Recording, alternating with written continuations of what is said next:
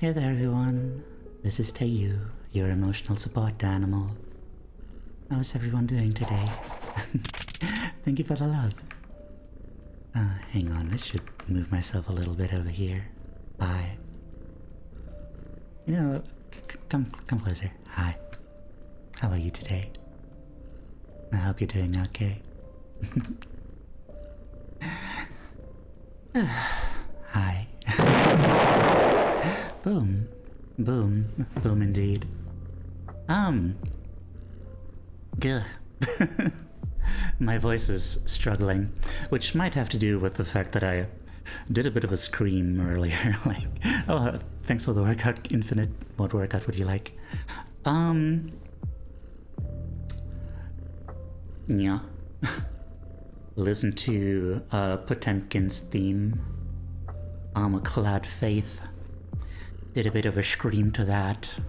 You know, some big ol' rah battle cry. But I should have, you know, didn't take the time to... Hi there, Shining Heart. How are you doing? Oh, I've screamed in my lifetime. I actually have, like, recurring nightmares where I would scream but no sound would come out. It's that's a thing. Shining Heart. Wait, what is your... You have a more proper name, I'm pretty sure. You have a more proper name. Ryusei. Ryusei. Hi there. Thank you for coming in. Let me give you a shout out. Ryusei is Heart of Positivity. Oh. Pick up your clothes. I swear we'll get Carmen for this. I'll go check what went down while I was offline. Ivy, look! Carmen stole a bubble memory module and accessed a hard drive info scan for... Hang on.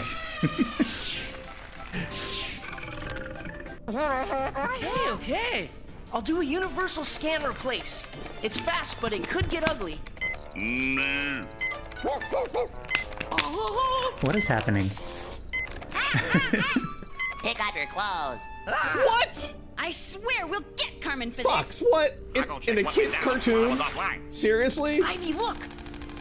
Carmen stole a bubble memory module and accessed a hard drive info scan for... What is...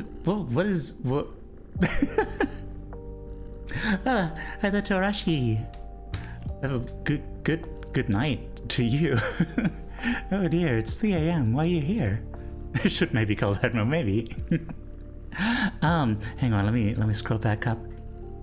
Up. Judy, congrats on being first. Connie, congrats on being you. I'm really glad for that. Much love to everyone, yeah. Much love. Suba, hi there, how are you doing? Cat King, hello. Daddy-o, hope you're well too. Good job on the working and the lurking. And Kay, hi there. Zavi, how are you doing? Message, praise the sun. And Spasmo, hello. Did I have a mouth? I think I did, yeah. Otherwise, how would I have known that I was screaming? You've had those before too, huh? Interesting. I can imagine, like, that's a very evocative thing. I could imagine that that's like a thing that comes up more often, you know, in people's subconsciousnesses. Hey there, Moon. Used to have a recurring sleep paralysis problem that I remember happening like 3.5 times, though I kind of woke in the middle of the 4th and it stopped home. Man, sleep paralysis must be wild. I'm glad I've never had that.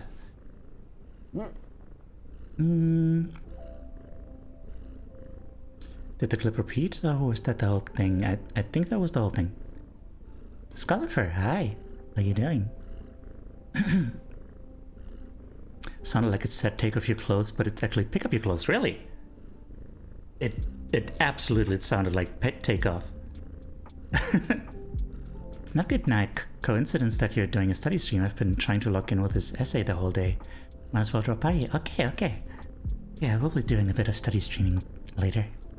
Put my headphones back on and the first thing I heard was Tootie, and shortly after, congrats on being first. Yeah. You were first.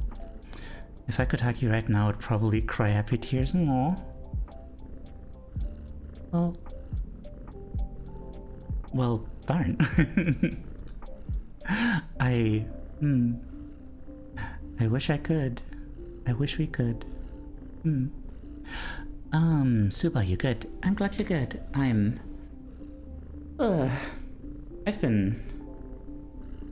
been doing my best. let's put it that way. A lot of things are coming together, but, well, if nothing else, I can say that there's a certain fighting spirit ignited in me, you know? At least there's that. Like, I feel like, okay, no, I need to hold it together and, you know, be there for people, stay strong, you know, and do my thing. Because, you know, we all have things we can do, and it might not seem like those things matter terribly much, but they do, believe me. Like, there are people out there, like, fighting on the front lines and, like, doing what they can to, like, affect greater change on, like, a great scale. And that takes a lot of strength and energy, and not everyone can do that. But there is something you can do. Even if it's just, you know, being there for someone else. Even if you can't support that person. Even if you're just receiving support from that person, you know, they are still... that still helps them too, you know? Because they get that, you know, that feedback letting them know that what they're doing is not in vain. And that is worth something. Had an eventful day today. Slipped on ice on my bike, which cracked the screen on my laptop. Oh dear. Oh, I'm sorry to hear that. Had some introspective thoughts, if you want to hear them. Oh, do tell. So for PhD studies. Hi there. Thank you for thank you for coming. Thank you for that. Let me give a shout out to probably the R in PhD stands for right. Good. I'm glad to hear it. Let me give a shout out to Negotiate PhD.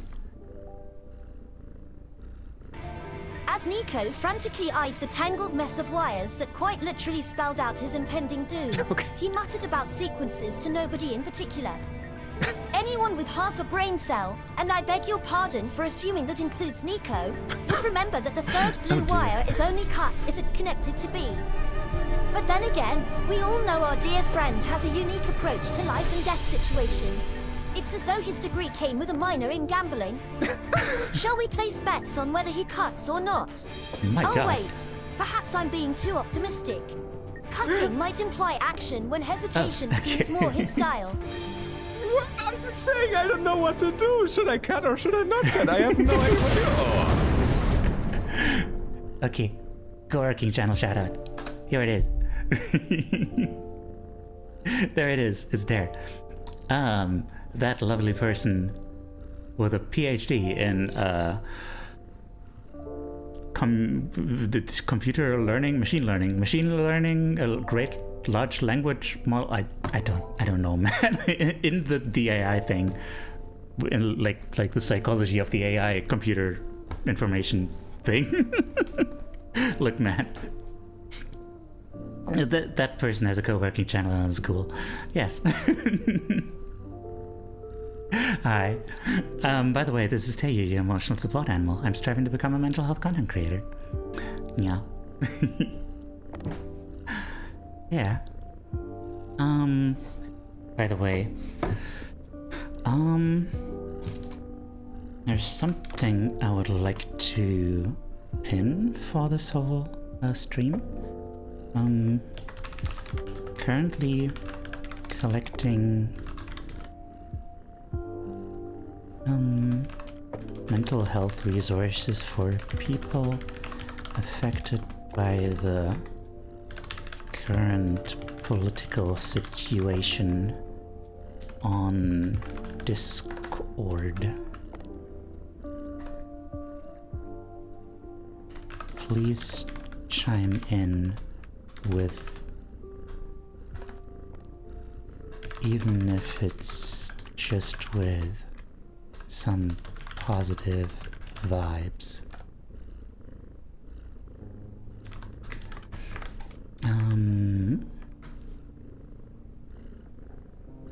Invite people. What?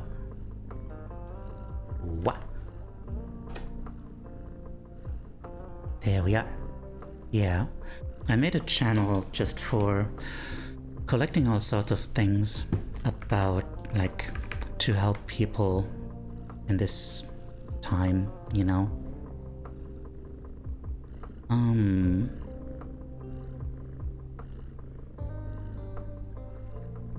You know, like anything from, like, helplines, specific knowledge about citizenship requirements and housing prices, support groups, opportunities to network locally, or even just music to raise fighting spirits or wholesome memes to make people smile, you know?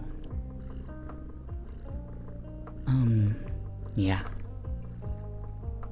So, I would be grateful if y'all could come together and do your best to help each other out. 'Cause, yeah, we gotta be there for each other. Okay, now, what does Suba have to say?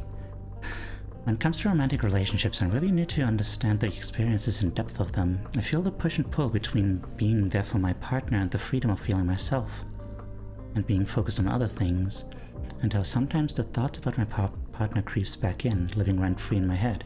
And also, as someone who's never had intercourse before, having got an objective view of the experience rather than feeling through it, it makes sense. Huh. Something like I don't want to say or do the wrong thing to scare my partner comes in as well. Huh. Oh man, I don't know what to say about that. Like, I think those experiences, you're not alone with those experiences. There's definitely gonna be people here in this community who can relate to that.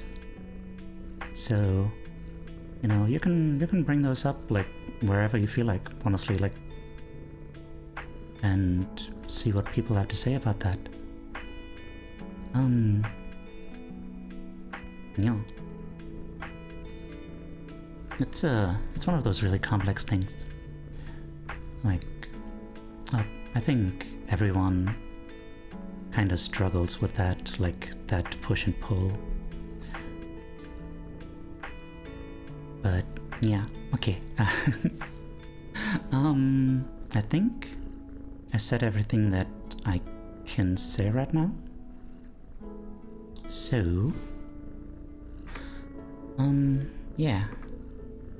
That's all? Something like I don't want to say or do the wrong thing. Oh, right. I already read that. Okay. So, yeah, I guess let's start with the co-working.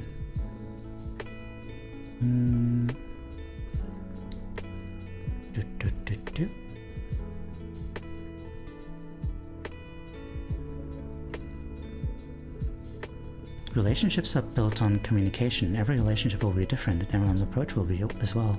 Ultimately, it's a matter of finding what works for you, and that, well, you gotta talk to your partner about that. Air this stuff out. It will only be worse if you keep it bottled up. No worries about the detail. That's totally fine. I just, yeah. Just wasn't sure what to say about it myself. Hang on. Okay. Wait. Gotta... Up. Oh yeah, I gotta close my door too, hang on. Well, first of all...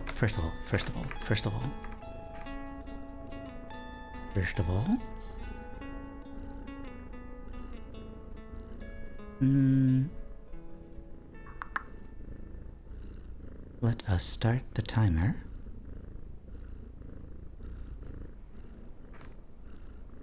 And also, wait. And also... probably... actually show you guys the thing. It's not a real cat purring, that's within this thing that's gonna show up in a moment. Here it is.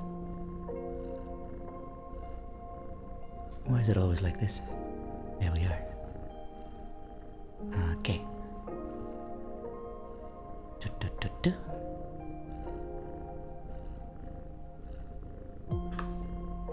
Certi and certi. And I guess let's try to go for 4 these. And go. Oh. Okay.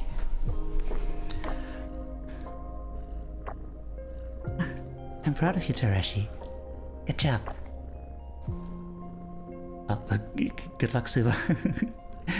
Hot dog poisoning, thanks for the hydrate.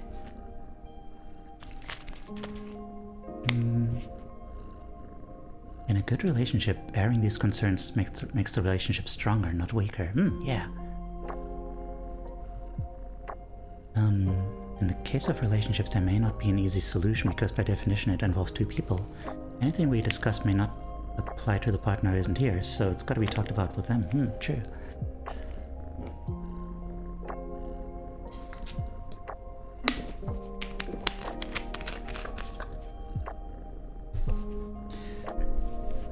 Hi there, Retro. How are you doing?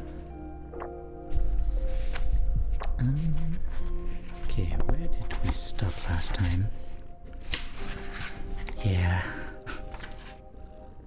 Ran out of the bed. Oh dear. That hacker.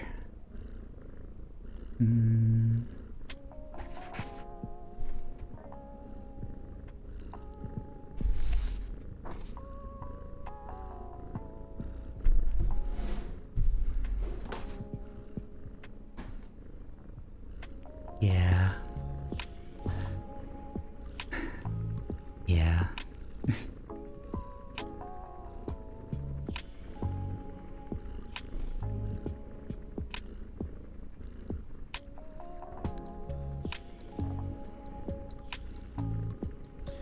Hang on, I should do focus mode.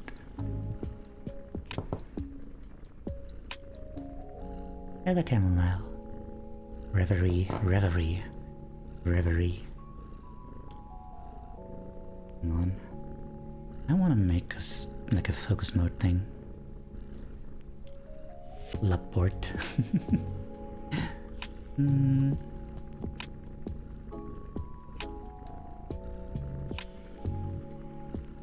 text.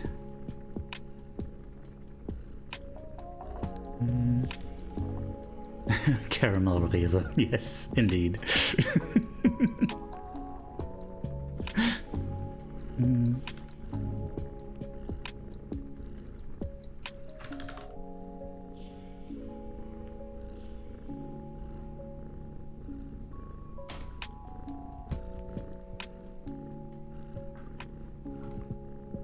Currently in focus mode.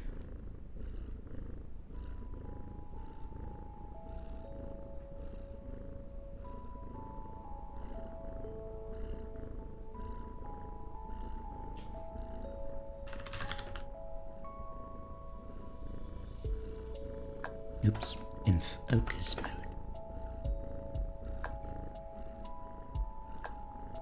Planet coaster. That's a big coaster.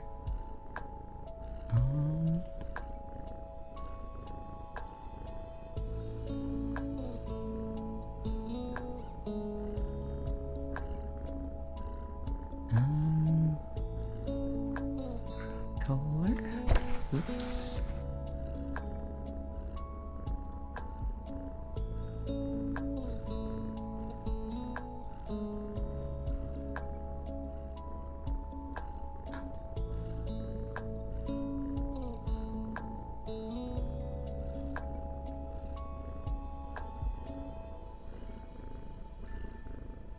Okay.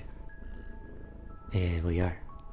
Gotta remember to actually put that away. Okay. Now, now to actually read.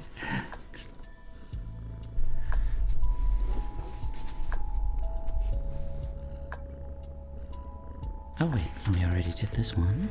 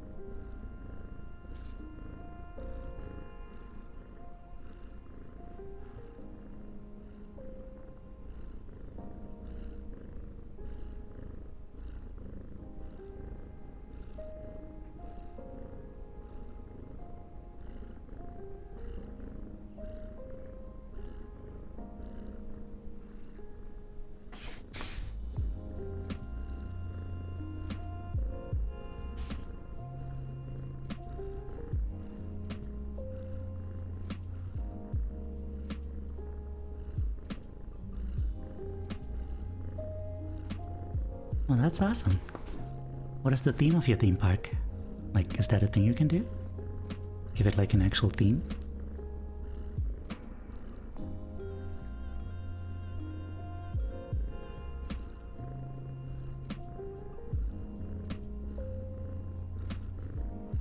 Tropical, ooh.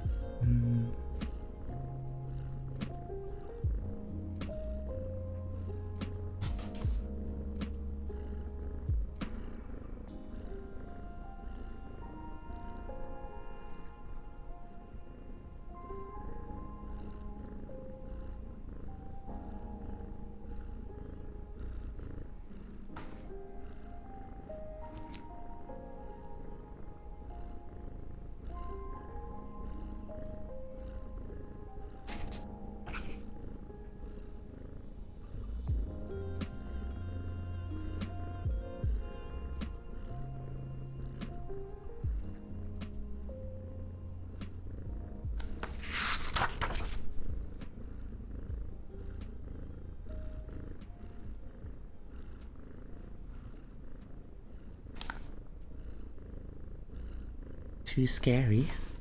How can a roller coaster be too scary? I thought that's the point.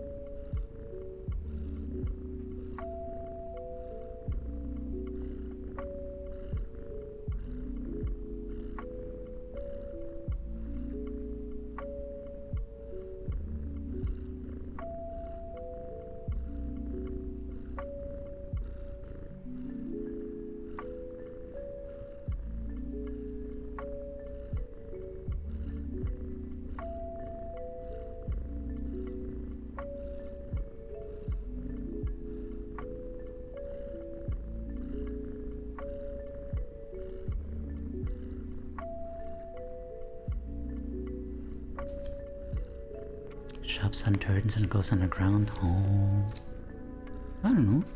I feel like that would fit into a tropical place. Nice balance between, you know, chilling and then getting like a tropical storm, so to speak.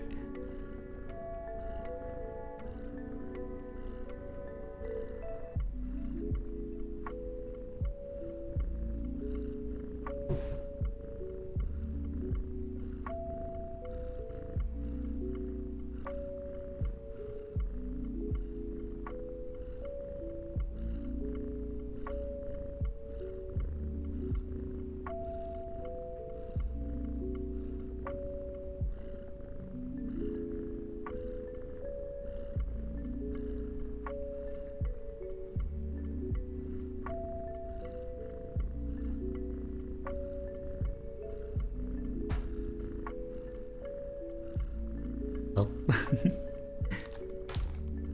Hang on, I'm gonna grab a lozenge for my throat.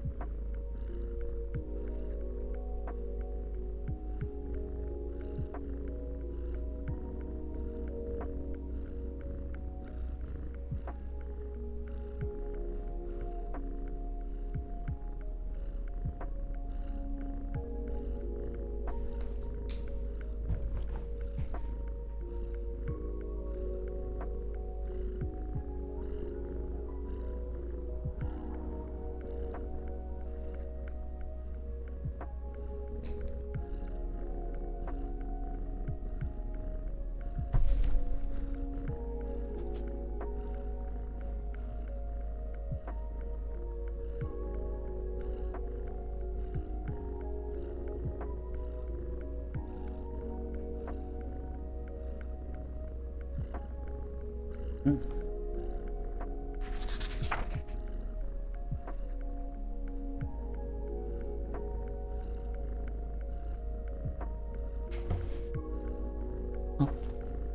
Hey, good job, Nina. How are you doing? Welcome in.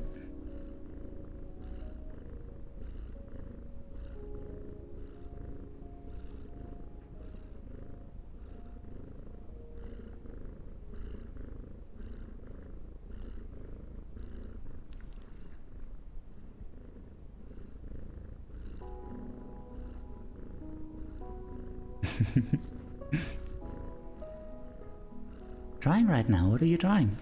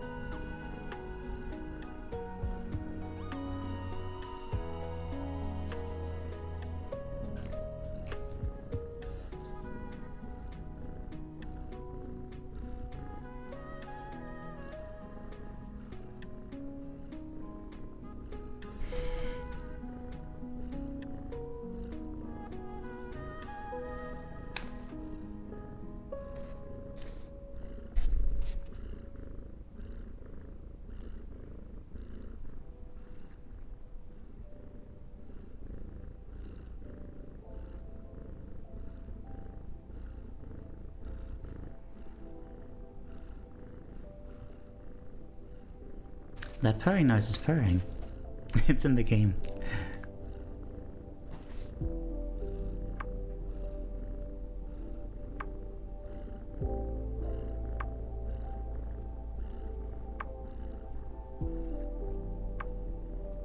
Oh, there's a Morlul in chat, by the way.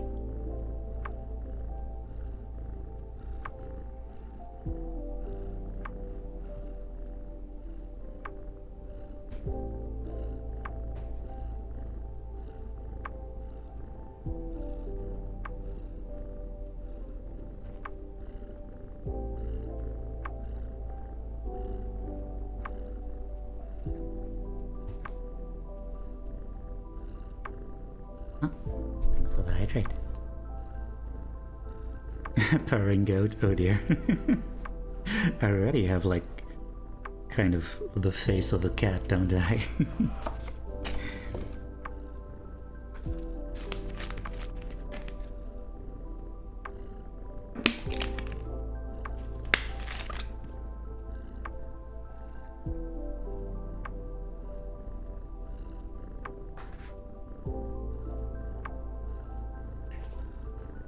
This cat is bilingual. Maybe.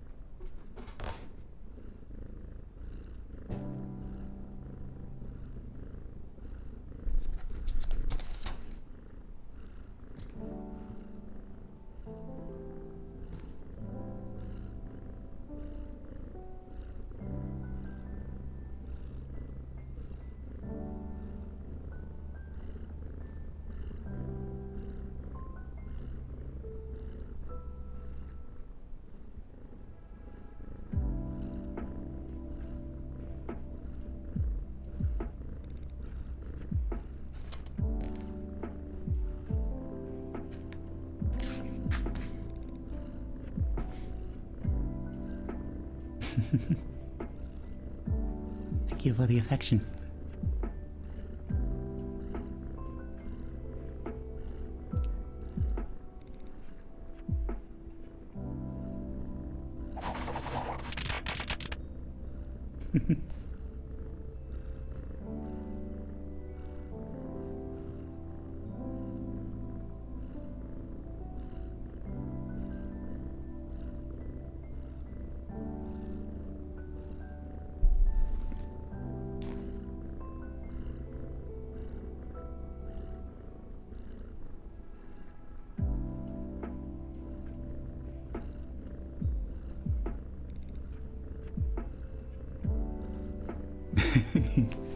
I will accept your affection and return it in kind.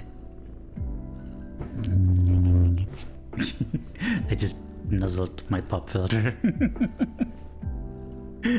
I hope something of that came through.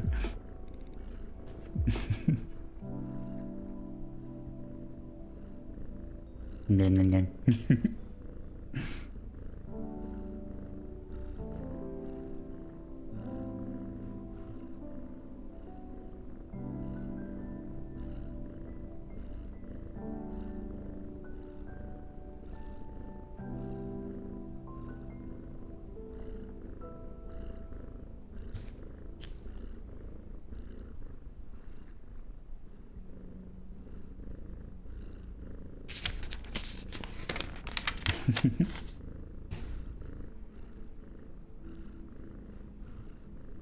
Now, does this come through? Like...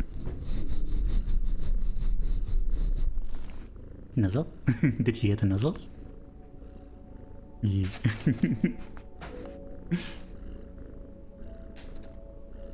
Scratchy.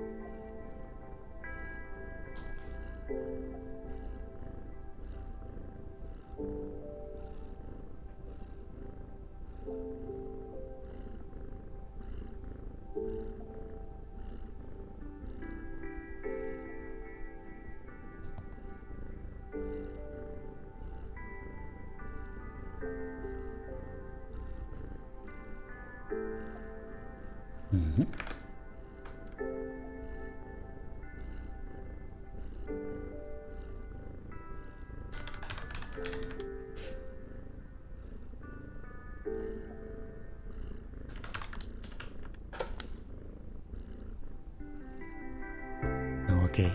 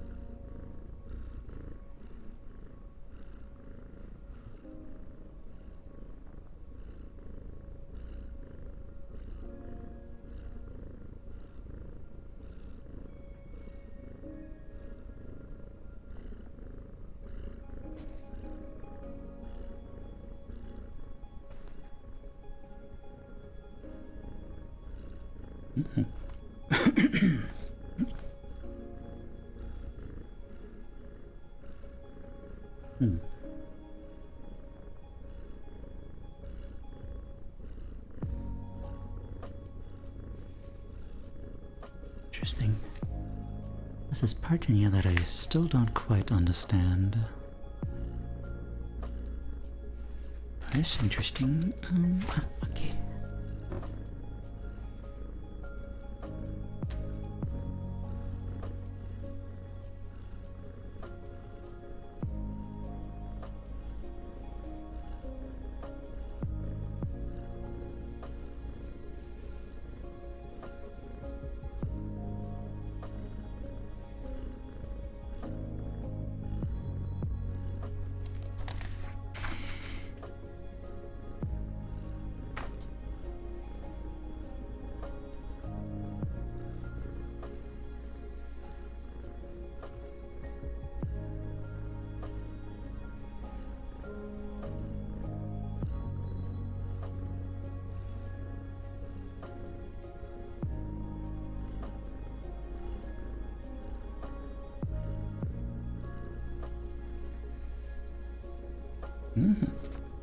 Ride was too slow, I did a chain lift to climb, now it's perfect. Nice. Small changes. Small incremental changes.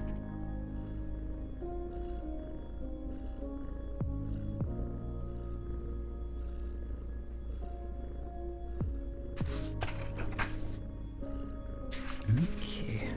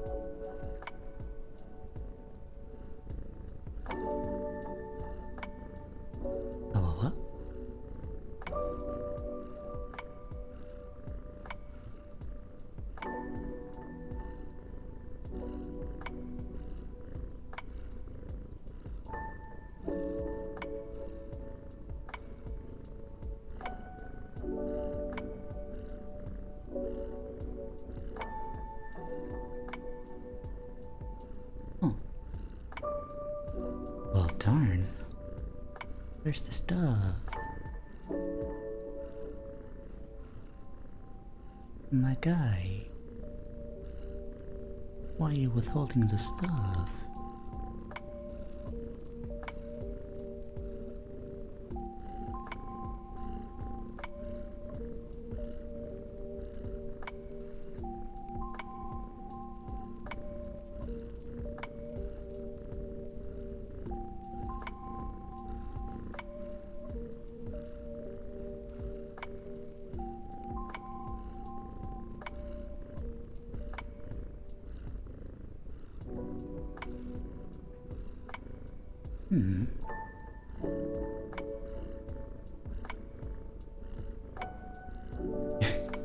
I wanna make him give it to me. What a rude dude.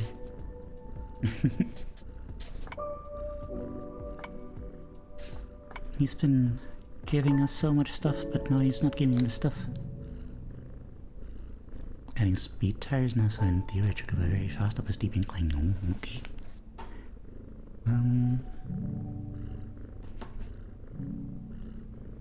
Oh jeez.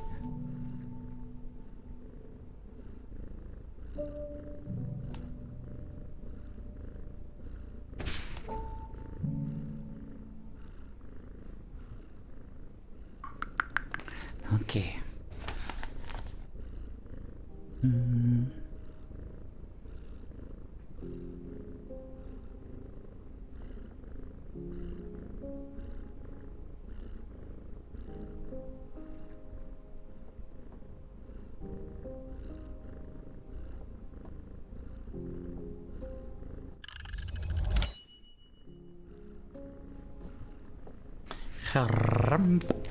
There's a gossipler in chat. Hello. Okay, so. Hello.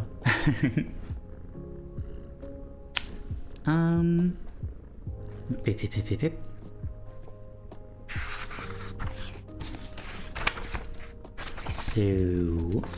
So. The pomodoro, oh yeah. I adoro when the pomo does the doro. So last time we did the law of least effort. So, yeah. So, work time is over. No. Heck you on pomodoro. No. Not my Doro.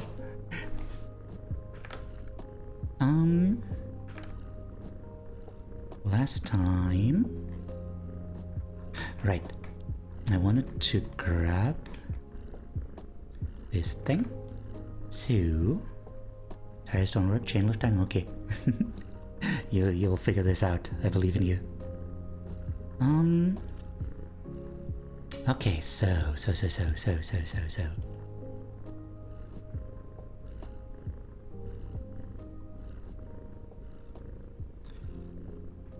Alright, I need to turn this off. There we are. And also, what are you? Where's... Here it is. So here we have the habit loop. Alright. Once again, a habit forms when you see a cue and it's associated with, well, the cues kind of just happen, you know, you do something and then you realize, oh yeah, that was good. And then you realize, oh yeah, that's associated with this thing. And then, you know, the thing becomes a cue. Generally speaking. So you perceive the cue,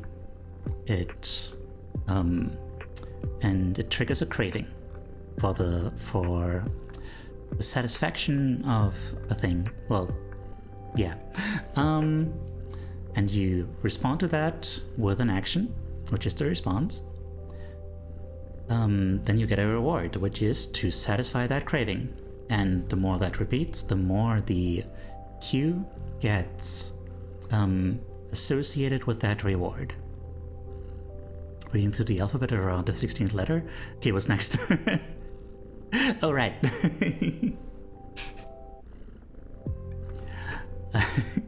I think you're probably well acquainted with the cue, considering you are K. You're like next door. Hi there, Saren. How you doing? So we've been trying to step by step make good habits easier to do, easier to stick to, and establish and stuff by going one by one through each of these steps and changing something. Now we are at the response, where the thing is you know, since the response is the action that you take, the action that is involved in the habit, what you want to do is make that action as easy as possible for the habits that you want to establish, and make it as hard as possible for the habits that you want to drop. And now, where we are at now is... well, this comes later, so, hang on. Bloop. Our neighbor LMNOP lives between us. Okay, well, okay, to be fair, they do take up a lot of space, don't they? Everyone, hope we're holding on as best as we can be. Doing good here, all things considered. I'm glad to hear that. Yeah. I do hope, like, yeah, like you can see in the pinned comment, like, I'm hoping for our community to get together and, you know, pool resources, whatever they can, to help each other out. Hi there, Shmee, how are you doing? Placing a pre-menu, okay. No shame in that. Okay, so, right, so now we are on the thing where we try to make our good habits easier to do. Last time, we basically discussed how that is, you know, just the smart way to go about things. Because, like, that's just how humanity and, like, any kind of living being works. You just take the path of least resistance. So, you know, remove any friction that might be in the, any friction that might be between you and the thing that you want. So, yeah, there was this example of someone being proactively lazy. So just finding a smart way to prep the stuff that he wants to do the next day on the previous day. So he doesn't have to eventually do like a lot more work and force himself to get started on a thing, because it's already prepared. Cleaning, yeah. Cleaning, yeah, I guess there, once there is like a huge buildup of cleaning, you kinda, well, I guess you don't necessarily need to do it all in one shot. But, you know, you just need to, produce more order per day than chaos, right? Like, you could do it step by step as long as you don't undo more progress than you do in a day, right? So, if it's too much to just have that one day where you just power through, then so you can start from a clean slate, then yeah. Then you can still like slowly chip away at it. Thanks for that pat. Hi there, Grace. Now, one shot, do not miss your chance to blow. Wait, I don't even like Eminem. Why am I saying this? Also, cleaning up usually involves a lot more sucking than blowing. Hi. UFYH people typically try to make it clear that marathon clean doesn't work long term. Oh. UFYH, what does that mean? What? What? When you're cleaning... when you're cleaning your place, you usually use a vacuum cleaner, which does sucking. Unfuck your habit. Oh. Unfuck your habitat. Ah. Unfuck your habitat. That is... I need that. I need that. Why do all the good books that I want to read have like the word fuck in the title?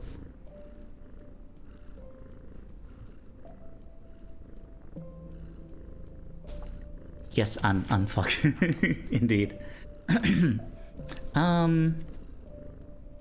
I think I have astigmatism. I hope not. Oh dear. Where was I?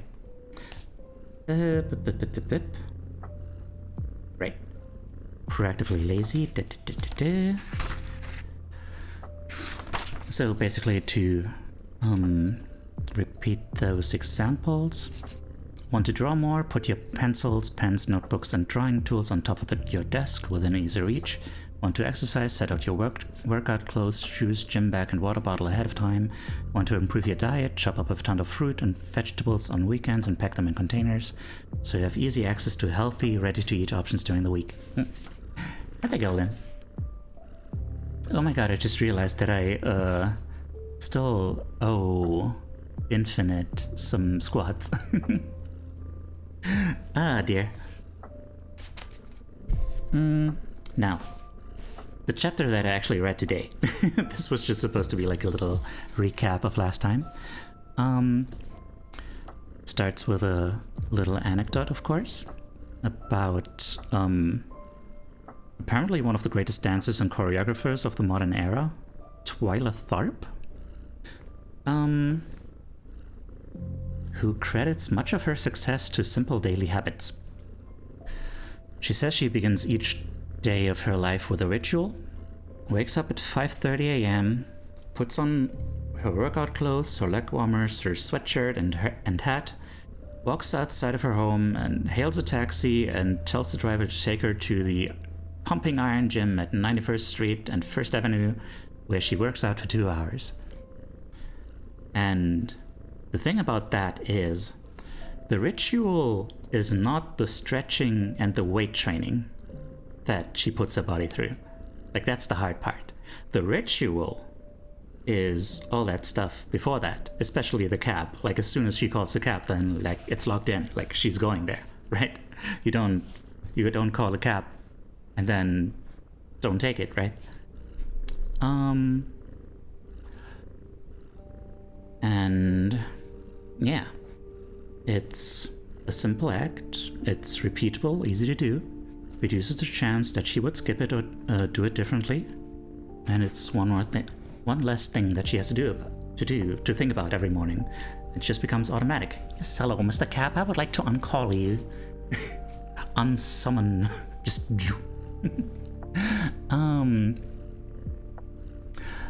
did I actually say hi, Golan? Hi, Golan. How are you doing?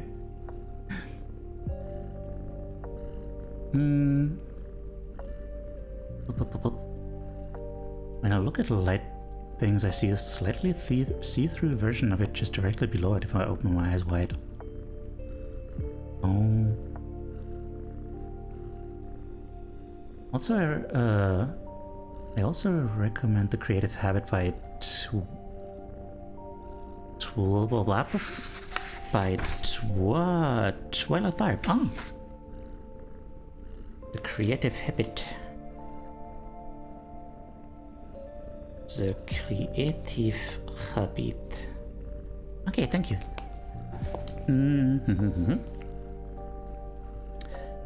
Okay. Right, so that is our example of the third law of behavior change. Hailing a cab each morning. So here's some stats. Researchers estimate that 40 to 50% of our actions on any given day are done out of habit, which is already a lot, but it's actually kind of even more because, like, a lot more of our actions are also informed by those actions that we just kind of do automatically out of habit. Because, like, yeah, you do a lot of things automatically, and then those things that you do inform what comes afterwards. They, like, you make one decision to check your phone for just a second, and then you're stuck there for half an hour. Or, I don't know, stuff like that. Sorry, my brain is not braining too well today, but, you know. How strong astigmatism is one eye? What you described doesn't seem familiar to me. In any case, eye doctor's helpful. Okay. On the 9th, that sounds good. I'm glad you're taking action there.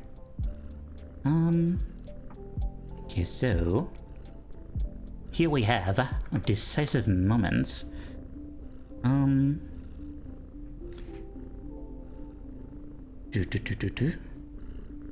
Yeah, there's your day is filled with like these small decisive moments where either you do a thing that leads to you doing something else for like the next few hours, or where you don't, you decide on something else.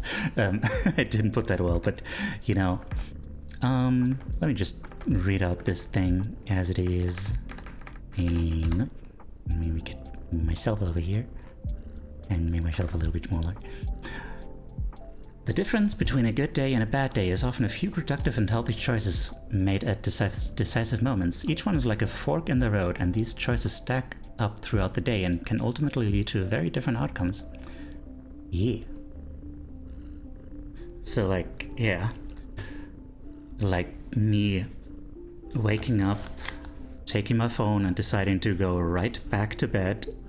That's one of those bad choices that immediately leads to me being like, no. Now I don't feel that good because I started the day being all sleepy and just kind of already in the mindset of like, I just gonna be chilling, just gonna be watching videos, like, meh.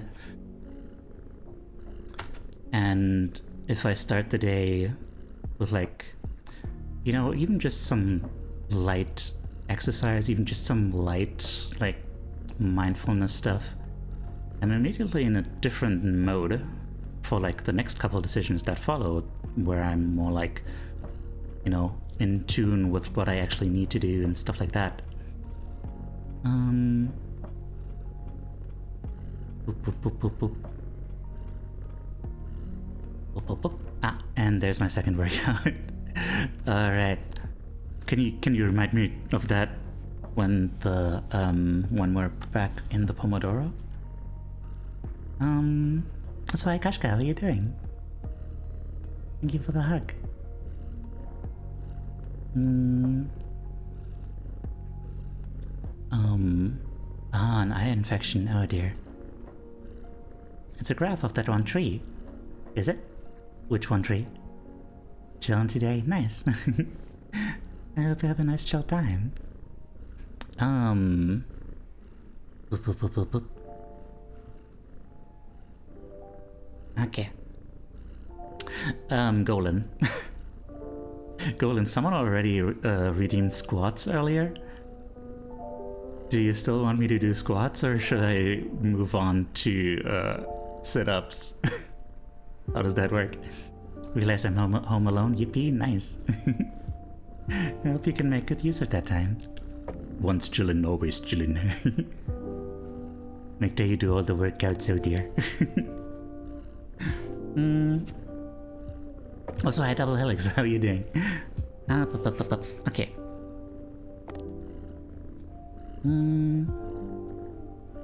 Right, so these are decisive moments.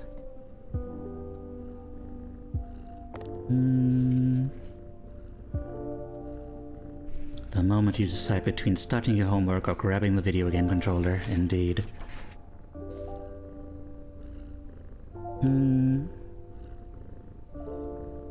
You should do 1 trillion bajillion million push-ups. I think that is off the table. I don't think I have enough time to do that before the death of the universe. You can do squats again. I can't be piggybacking off others' work. Well, darn.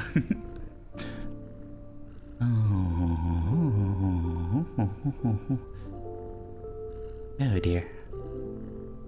A dragon blood tree? What is that?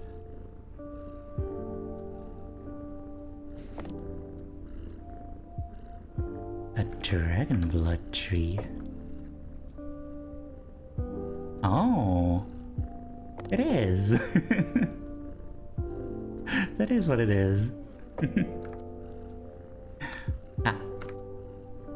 Oh, yo. I lost the place in the thing.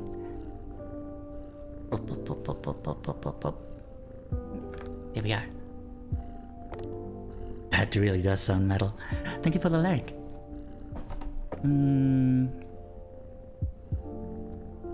You can't. That's going on both top and bottom eyelids swelled up. Oh dear, oh dear. Wait, hang on. I'm not making any progress here.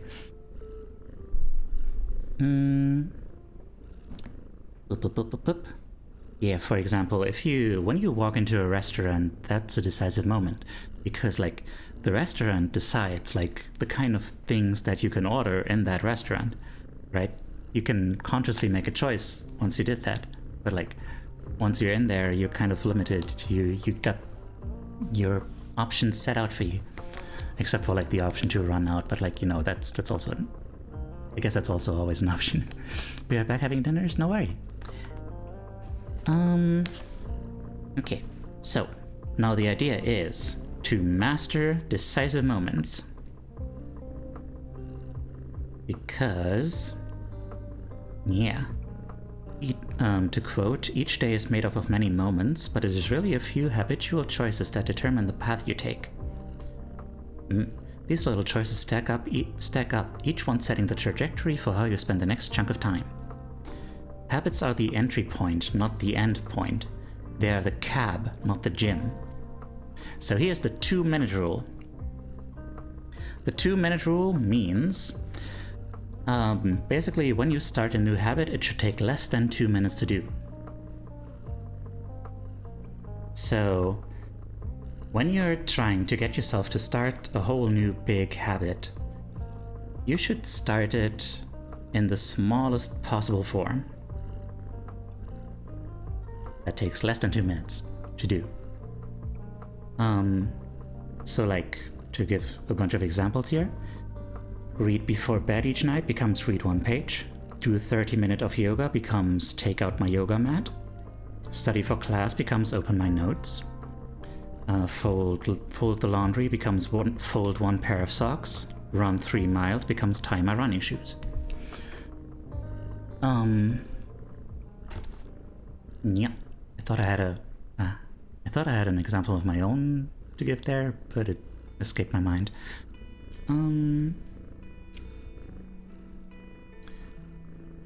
So, yeah, because it's really easy to procrastinate on stuff that seems overwhelming. But if it's really such a small thing, it's a lot harder to procrastinate on that. And once you get started on it, well, first of all, you know,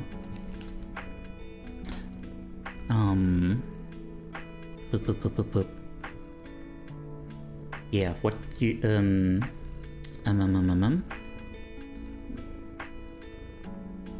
yeah, once you have started doing a thing, it becomes a lot easier to keep doing that thing. You know, you're already doing it, so you might as well keep using that momentum. But also, if you,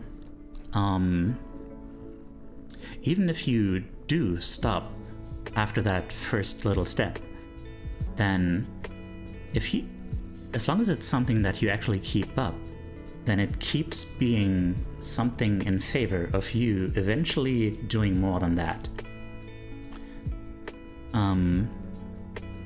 So here's one of those things that my dude has been holding out on me about, because this is not in the thing that I'm showing you guys right now. This is not in there, and I don't know why. So mean.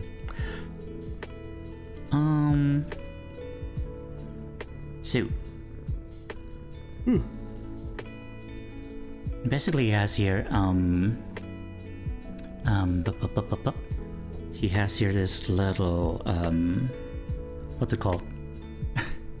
A table, right? A table for wait, was it? What was it?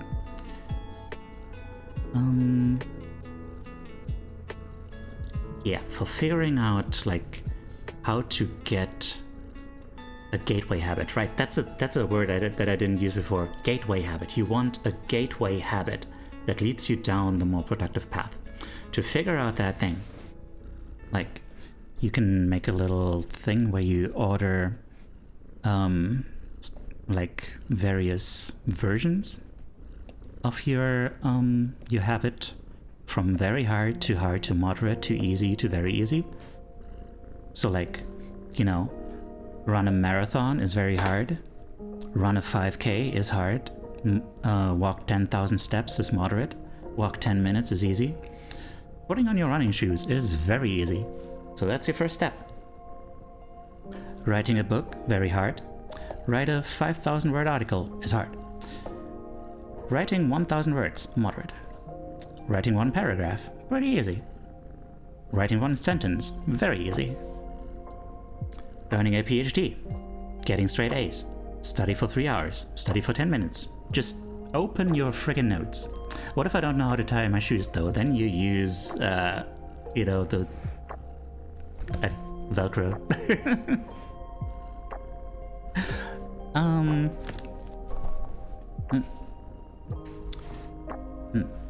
Okay, hang on. Also, this one I'm gonna read out. Velcro, yes. People often think it's weird to get hyped about reading one page or meditating for 1 minute or making one sales call, but the point is not to do one thing. The point is to master the habit of showing up. The truth is, a habit must be established before it can be improved. Put your Crocs into sports mode. Exactly.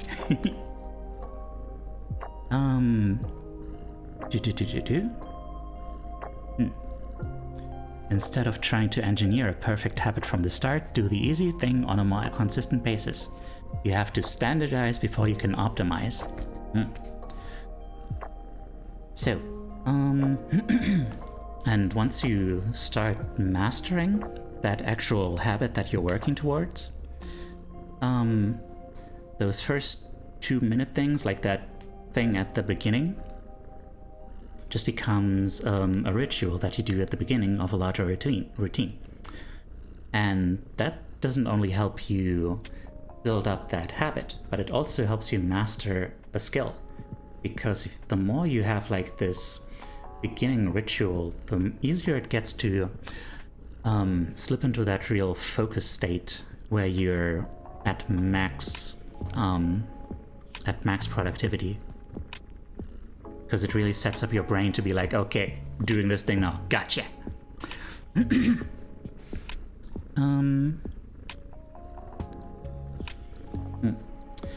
And now here's the thing that I didn't fully grasp. It's very relevant to me because like the 2-minute rule can feel like a trick to people because you know that the real goal is to do more than just 2 minutes. So you know, you might, if you have too much self-awareness, you might be like, yeah, no, I know myself. I know that this is not real, like this is not the real goal. Like, who am I kidding? Now what he suggests is to kind of do it another way, to do a thing for exactly 2 minutes and then stop. Like you go for a run, but you must stop after 2 minutes. You can meditate, but stop after 2 minutes. You have to stop after those 2 minutes. And apparently it helped one of his readers lose over 100 pounds. Like, they went to the gym every day, but only for 5 minutes, and then left. And then eventually they were like, well, okay, I'm always coming here, might as well stay longer. And yeah, I guess the thing about that is that like doing the thing for such a short time stops you feeling like the thing that you're doing is a chore. Like it can't be such a chore if it's just like a couple minutes. Like it can't be that bad. So yeah. Ernest Hemingway believed in similar advice for any kind of writing. The best way is to always stop when you're going good. Which is interesting. Always stop on a high note. That checks out, I guess, yeah. To leave yourself feeling like, you know, you had a good time. instead of stretching it out and then being like, I'm so exhausted. Sorry about that.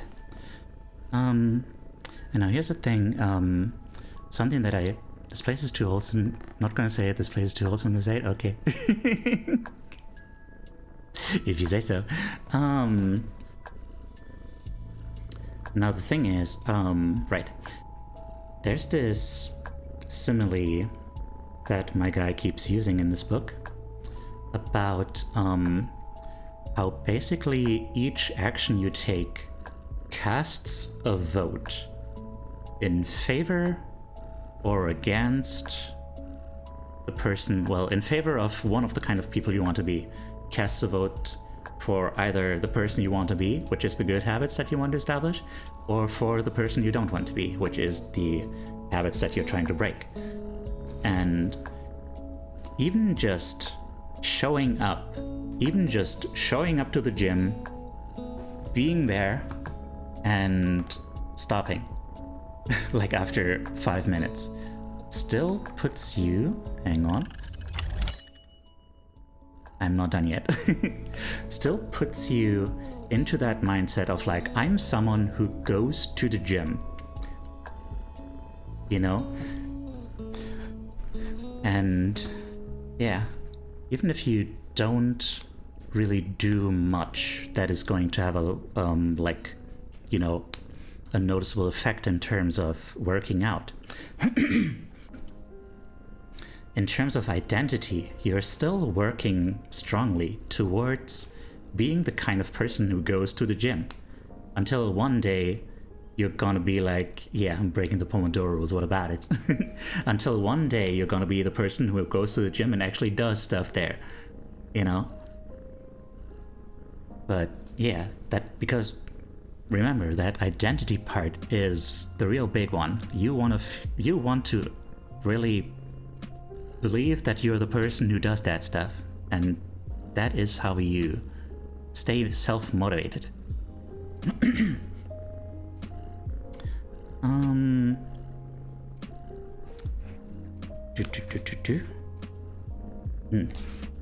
I'm gonna be quoting a bit more here. Yeah, you're not worried about wait. You're not worried about getting in shape, you're focused on becoming the type of person who doesn't miss workouts. You're taking the smallest action that confirms the type of person you want to be. We rarely think about change this way because everyone is consumed by the end goal. But one push-up is better than not exercising, etc. It's better to do less than you hoped than to do nothing at all. At some point, once you've established the habit and you're showing up each day, you can combine the 2-minute rule with a technique we call habit shaping, which once again is not in the materials on his website. Damn it. Habit shaping. So that's what you use to scale up your habit. Start by mastering the first 2 minutes of the smallest version of the behavior. Then advance to an intermediate step and repeat that process, focusing on just the first 2 minutes and mastering that stage before moving on to the next level. Right. So, for example, what the heck is this mystery person? What?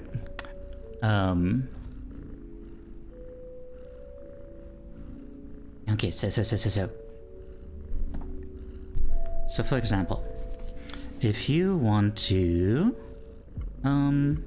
start to exercise, I think that one is easy to work with. If you want to start exercising, then phase 1 is going to be just changing into your workout clothes. Then, once you have fully committed to that, like once you have mastered like every day changing into your workout clothes, then the next phase is going to be, for just 2 minutes, until you've mastered it, stepping out the door, trying to take a walk. Try taking a walk, yes. And then, once you have mastered that, once it's become fully automatic, then, drive to the gym, exercise for 5 minutes, and leave. Well, you can't do that for 2 minutes, but you know, that's the next step. Once you have done that, once you have fully mastered that, exercise for 15 minutes, at least once per week. And then phase 5, exercise 3 times per week. So, yeah. Just step by step. And and more. Also, okay. Actually, let's go for how does this process account for complacency? That depends on what you mean by complacency. Like, do you want to change? Are there things that make you feel bad about yourself? Like, that you want to stop doing? Are there things that make you feel bad about yourself that you aren't doing? Are there things that could make you feel better about yourself? And otherwise, if that doesn't apply to you, then just, that's fine. But if there are those things, then, you know, use that knowledge to motivate yourself. This is a bit of a different one. Becoming vegan, as an example. If you want to become vegan, you could start phase 1 by eating vegetables at each meal. Like, start slow. Like, don't cut out the meat. Just put vegetables in everything. Then phase 2, stop eating animals with 4 legs. So, yeah, cow, pig, lamb, etc. I guess that leaves... yeah, that leaves chickens and stuff, and, yeah. And fish. Yeah. Next phase, stop eating animals with 2 legs. Next phase, stop eating animals with no legs, like sea life and stuff. At least humans, indeed. And then, finally, stop eating all animal products. Although I feel like that is the biggest one, because, like, you know, at least eggs, milk, and cheese, like, that's all I need. I couldn't become vegan, that is impossible. Vegetarian is on the table.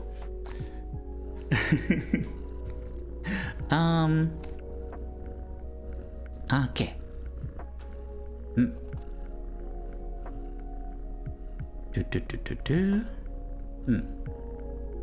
Yeah, the idea is, eventually, to quote again, eventually you'll end up with a habit you had originally hoped to build while still keeping your focus where it should be, on the first 2 minutes of the behavior. Kind of bad examples there for those 2 minutes things, but okay. Hannibal Lecter is a good part of the way to being a vegan. I don't think he eats exclusively humans now. It's easier than it seems. The alternatives are pretty good nowadays if one misses specific tastes. Oh, fair. But they also tend to be pretty expensive and stuff.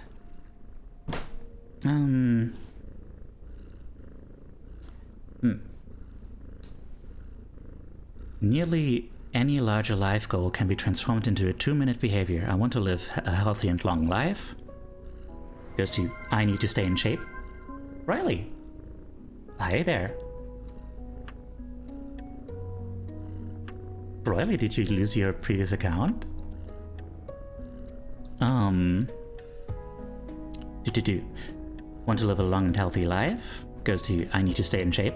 Goes to, I need to exercise. Goes to, I need to change into my workout clothes. Yeah. Okay, so. Password forgotten. Okay. Welcome back. I guess, but I thought there were studies that showed thinking about doing a thing often tricks you into thinking you've done that thing. Are you thinking I should donate to that charity? It's a good cause often enough for people without actually donating. Oh.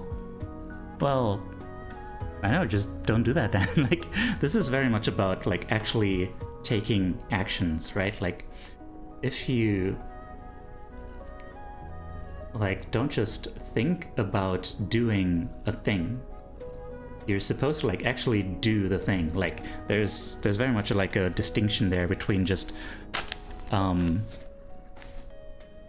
thinking about stuff and actually putting stuff into action. Like actions are defined as something that has actual consequences, right? Like, I mean, you know, thinking is an action, but like I guess consequences like outside of you. You know, like even if you just put on your workout shoes, that means you are now wearing workout shoes. So that puts you into the mode of wearing workout shoes, which is a change in your status. And yeah, over time that can prime you to be like, okay, yeah, now it's time. I'm wearing my shoes, let's freaking go. Okay, now I ignored a whole bunch of messages, so let me scroll back up. So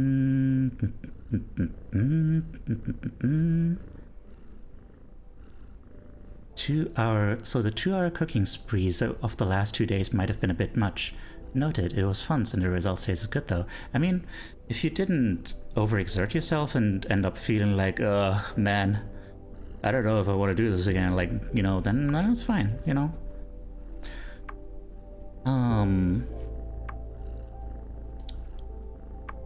Do a stream becomes turn on the computer or open OBS? Well, you turn on the computer anyway, right? So open OBS would be one thing. Yeah.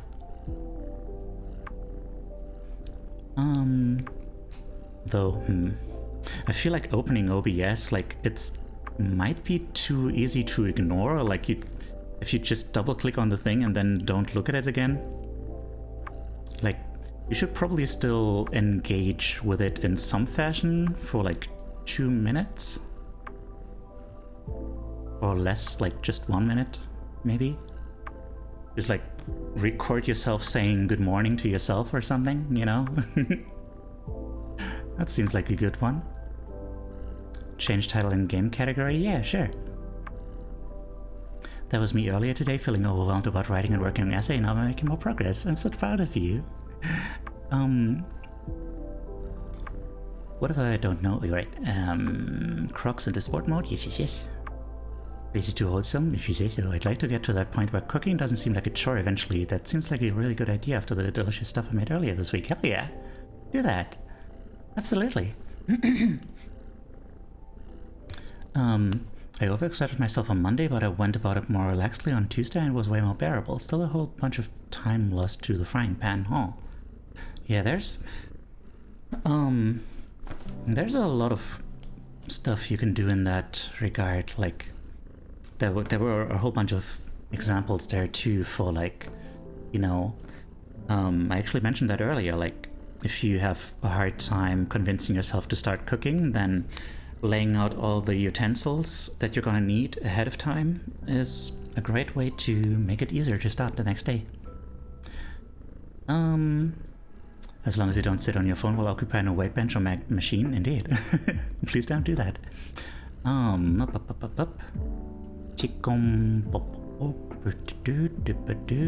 I've cooked vegan things this week and they tasted so good just because of the contrast to the monotone diet of frozen convenience meals I usually eat. Fair enough, yeah. I'm glad you've been eating healthy and yummy.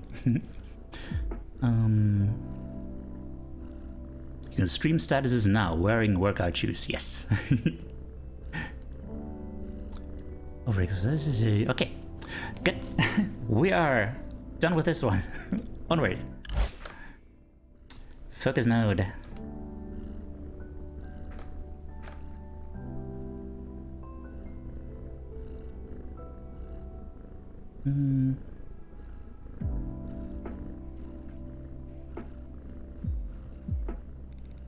Yeah, okay. This should go away.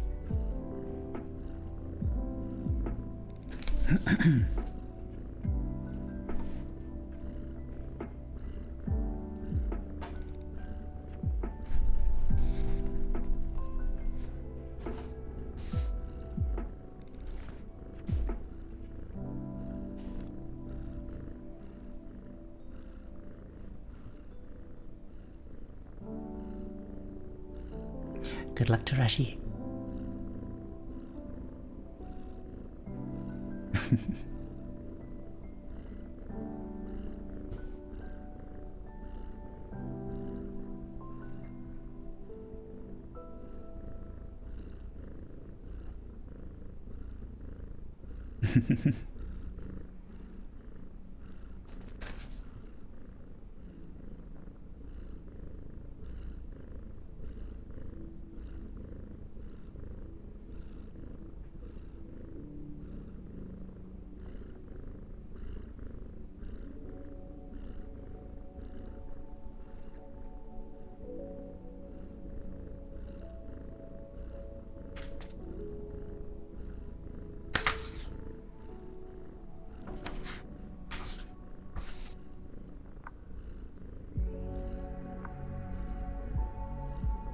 Oh shit.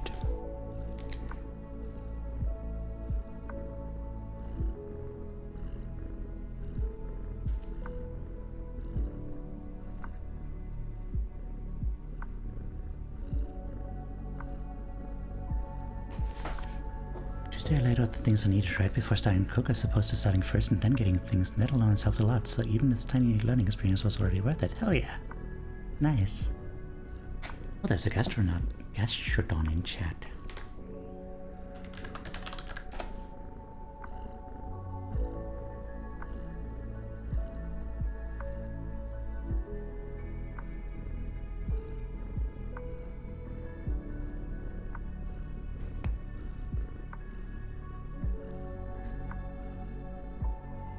Damn.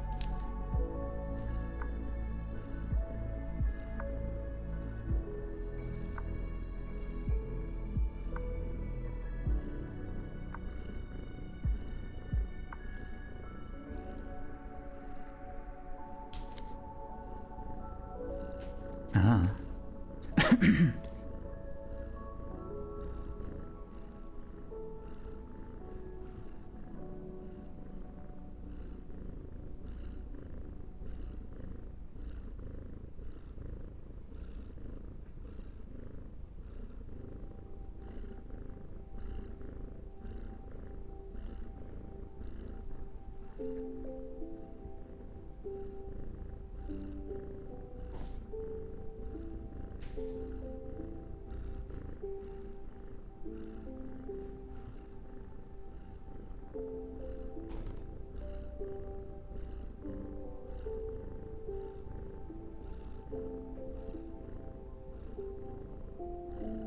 Fenmi, hi. How are you doing?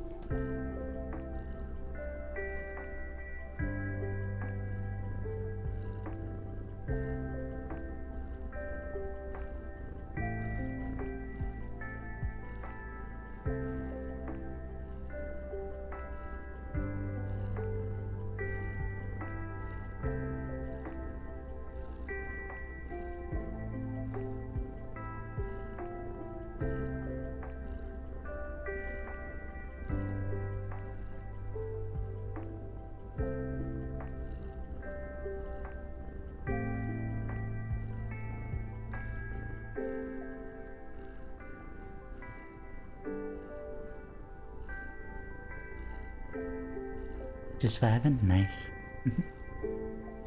Hope you enjoy the vibes.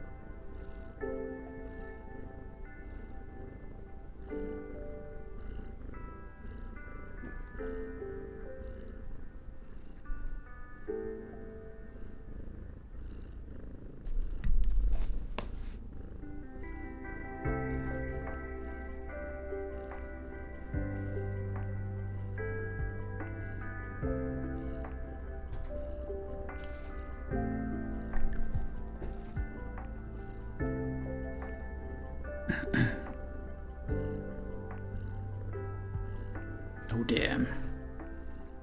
We're pro making promises. We can make good habits inevitable and bad habits impossible. Show me what you got.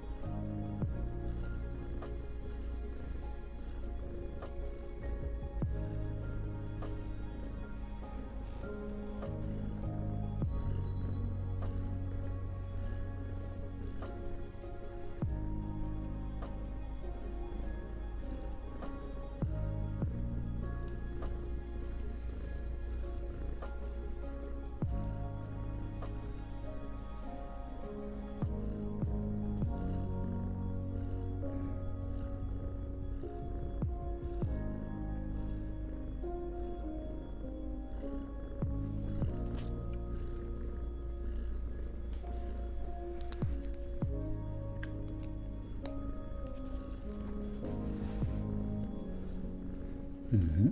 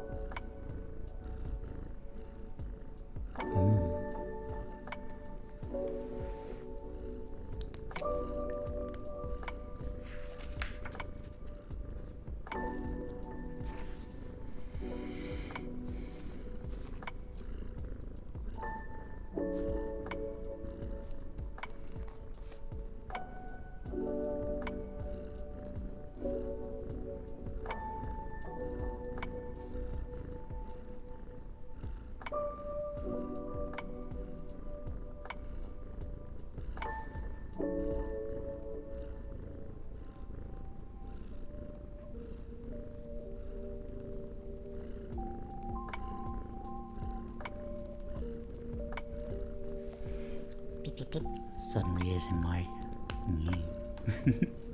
I did change my mic settings to ASMR. Just have to be careful not to accidentally mute myself.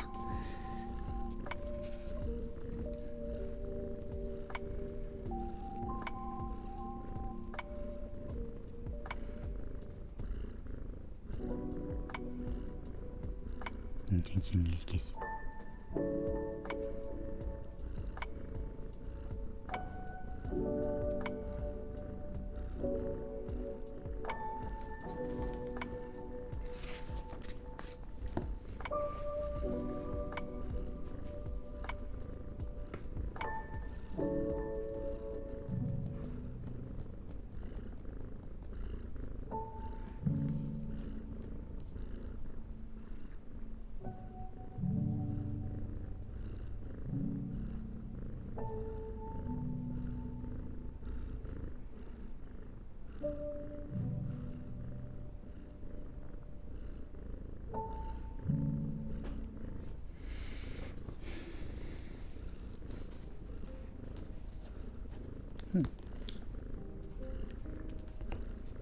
Interesting, yeah.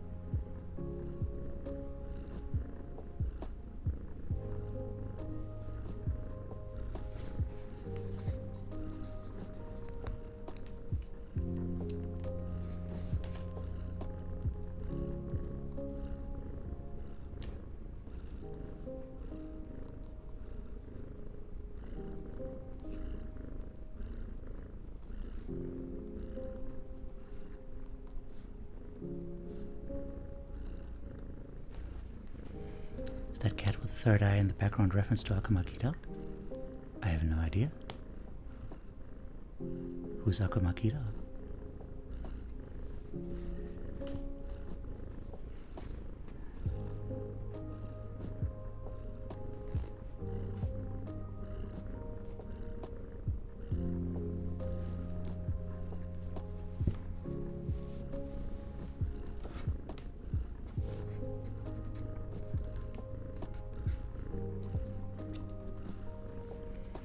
Independent horror game creator. Oh, no idea then.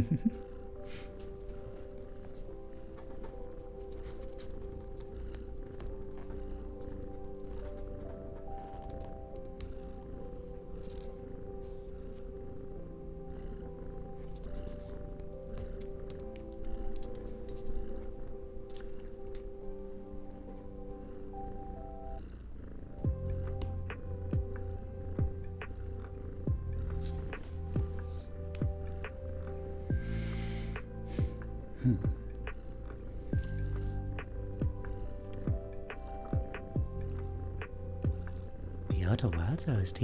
Oh. Should I switch to that maybe?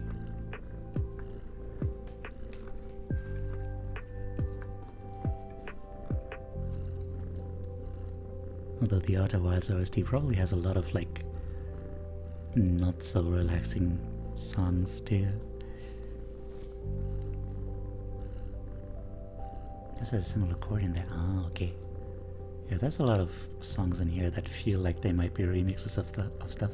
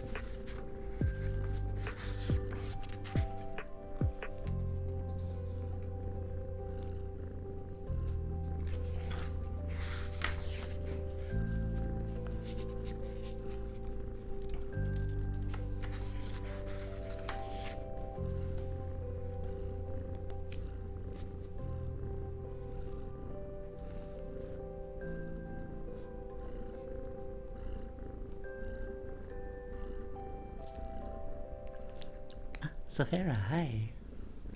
Deep breath.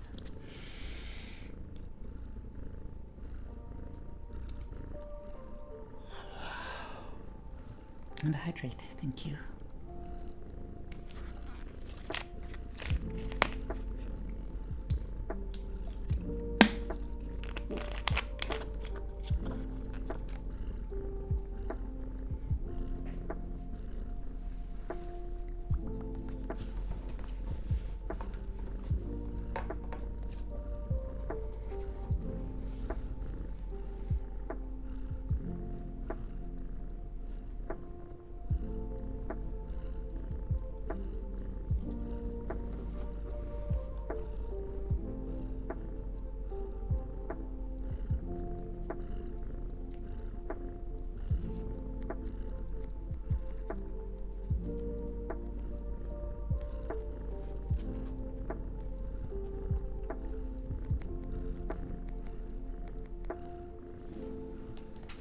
Oh dear. Sleepiness is sitting. I think I've done good work tonight and continue tomorrow. Really happy I stopped by. Thank you for stream. Oh, I'm glad it helped you. You have a good rest, okay? I'm proud of you. Get some good, well-deserved rest and back and at 'em again tomorrow. And remember that, you know, you just needed to take that one little step to like turn off YouTube, just relax for a moment, take a deep breath, and just be like, okay, just start writing. Like, there's a lot of like focus music and stuff on YouTube, like binaural something or other, binaural beats I think they're called, that are supposed to help you focus.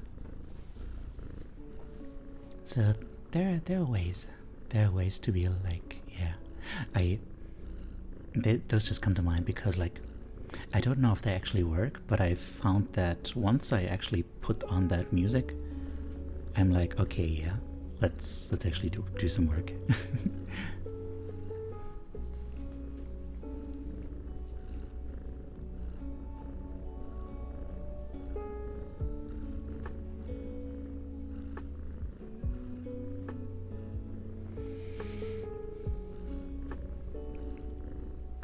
Music that feels lonely or cold, some liminalness helps too. Different things work for different people.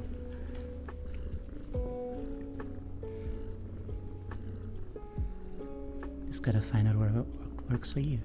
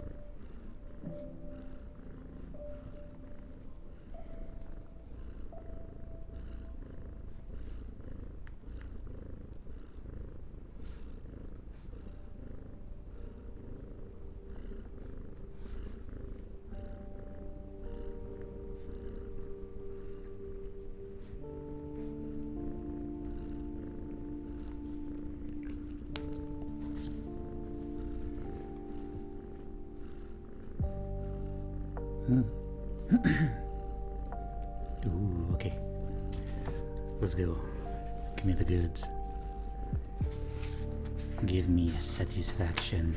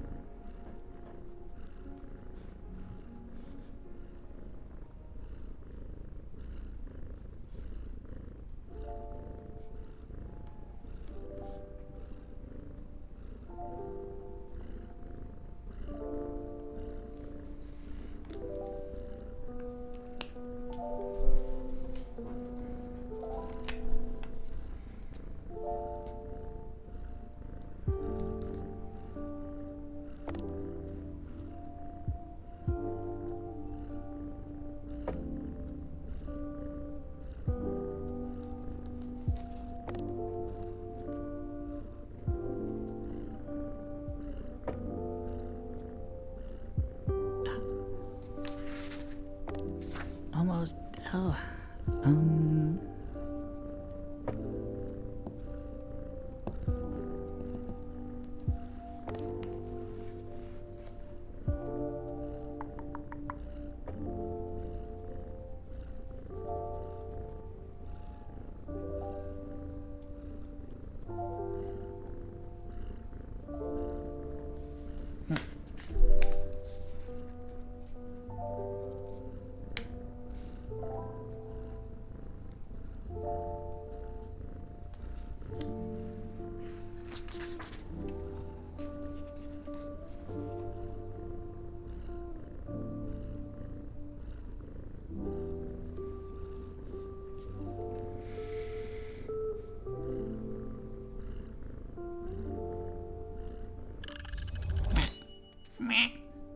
Give me just a moment.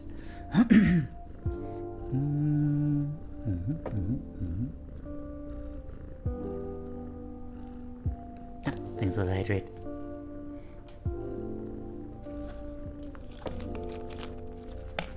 Good job! Thank you. Oh, freaking heck. I just realized I have to do 40 squats. Oh, jeez.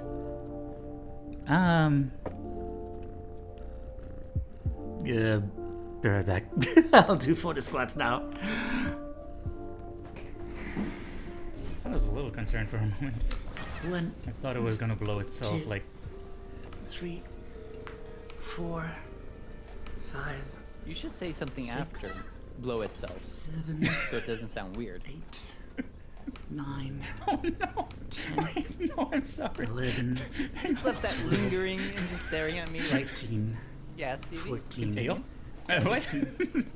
16. Don't worry about it. Don't worry. Blow yourself, just like Tony. 18. 19. 20.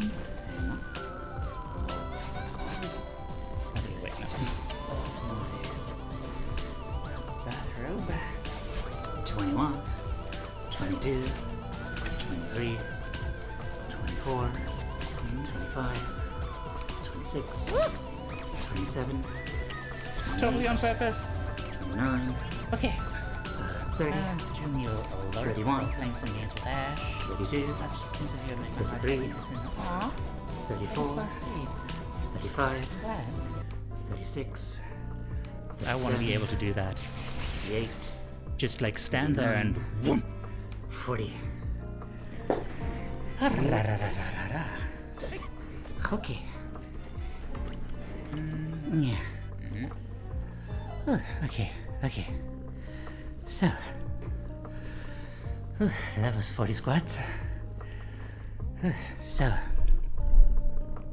Yeah. How's everyone doing? Okay. Now.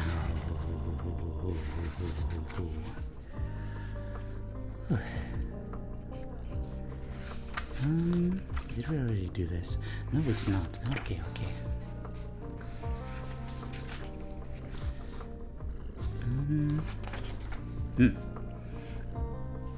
So the next thing, the next chapter, has a very very bold title. Recently, I managed to tell my Polish coworker that his German is better than my Polish. In Polish, kurwa. In Polish. Oh dear. Kurwa indeed. Kurwa. Gah. Okay. Anecdote. Victor Hugo. In the summer of 1830, basically had promised his publisher a new book 12 months earlier, but then, you know, he spent that whole time just chilling. And so his publisher was like, okay, you got 6 months. You got 6 months to write a freaking book. Do it. So Hugo was like, okay, assistant. He went to his assistant and was like, bro, lock away all my clothes. Just put them all in a large chest. So he was left with nothing to wear except a large shawl. So basically, bro was unable to go outside without committing public indecency. And that's how he finished The Hunchback of Notre Dame 2 weeks early before the deadline.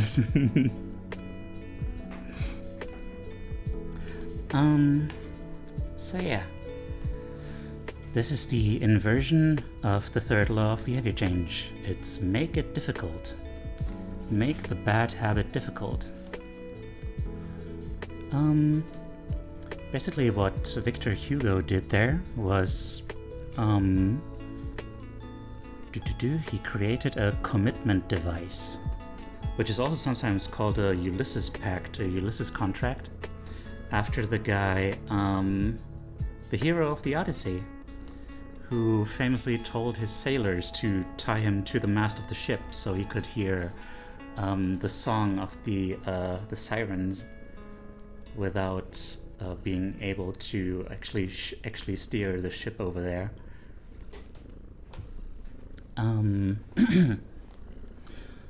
So yeah. Basically, it's a choice that you make in the present that controls your actions in the future. Which is, yeah, you know, it reminds me of, what was his name? Dr. Mick. Dr. Mick, by the way, let me give him a shout out, is a streamer on Twitch who is like an actual mental health professional. And he does a lot of, like, you know, streams where he plays video games and analyzes them from his perspective, from his professional perspective. And also has, like, I read that name wrong. Huh? Mr. Dig. Hi there, Aki, how are you doing?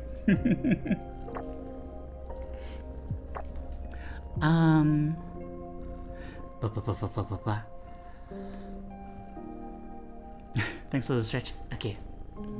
I'll do that.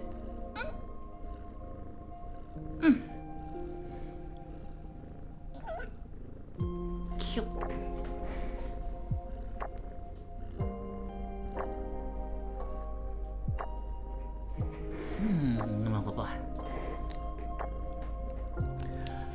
Doing good, and as I'm not working today after yesterday's work sprint, I will go lurk and take a bath and bed. Okay, nice. You have a good bath.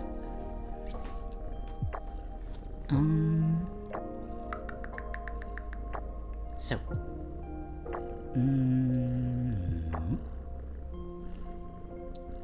Where the heck was I? Right, yeah, Dr. Mick. Right, he's,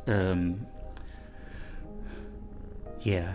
He says about, like, motivation and discipline and stuff, that you cannot rely on motivation. Motivation is, wait. Discipline is a decision. I hope I'm conveying this correctly. Discipline is a decision you make. The motivation comes after. Also, hang on. There we are.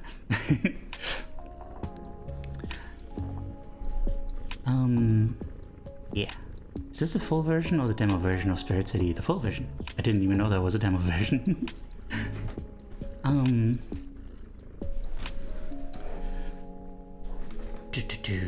Nice. Yeah.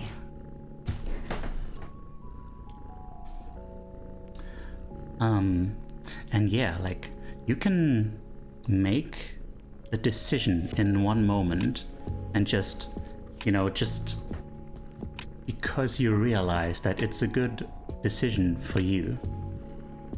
Thank you, Aki.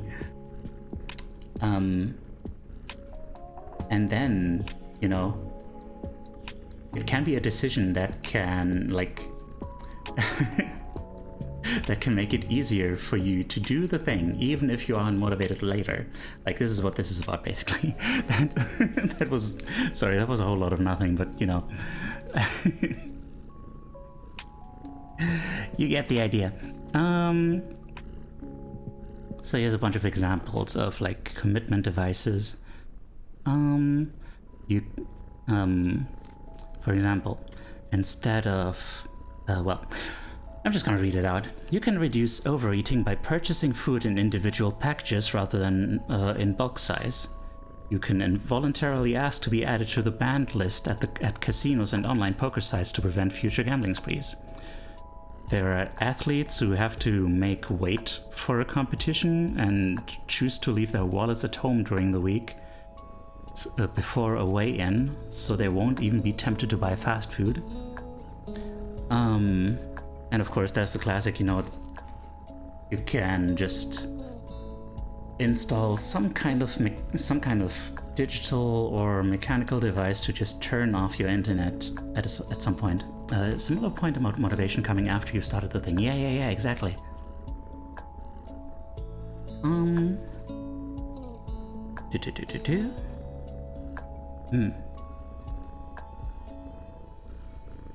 Oh, commitment devices are useful because they enable you to take advantage of good intentions before you can fall victim to temptations.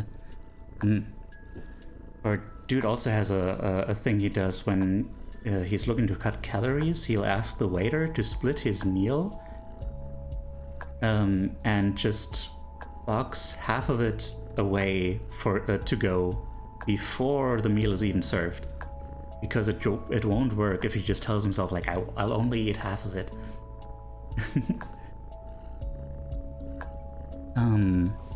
Or like you can schedule a yoga session and pay ahead of time or something like that, and then, you know, if you think about canceling it, you'll have to you know, deal with the embarrassment of having to call in and stuff, and you'll probably still have to pay, and, you know.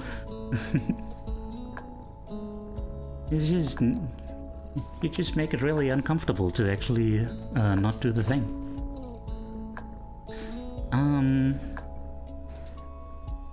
And now he promises to make some good habits inevitable and bad habits impossible. Well, okay, that's a little much, but basically this starts with the inception of the cash register. Like, this is an old one. When was this? 1844? Yeah. Dude had his employees steal from him because it was basically impossible to stop. And basically the cash register that you know, automatically logged in the cash and receipts after each transaction made it very difficult to steal. So his employees no longer found it so easy that they could just get away with it, so they stopped doing it, and, you know, his business boomed all of a sudden. And yeah, like he says, like, rather than trying to change the employees, it made the preferred behavior automatic. Hey there, Zeno, how you doing?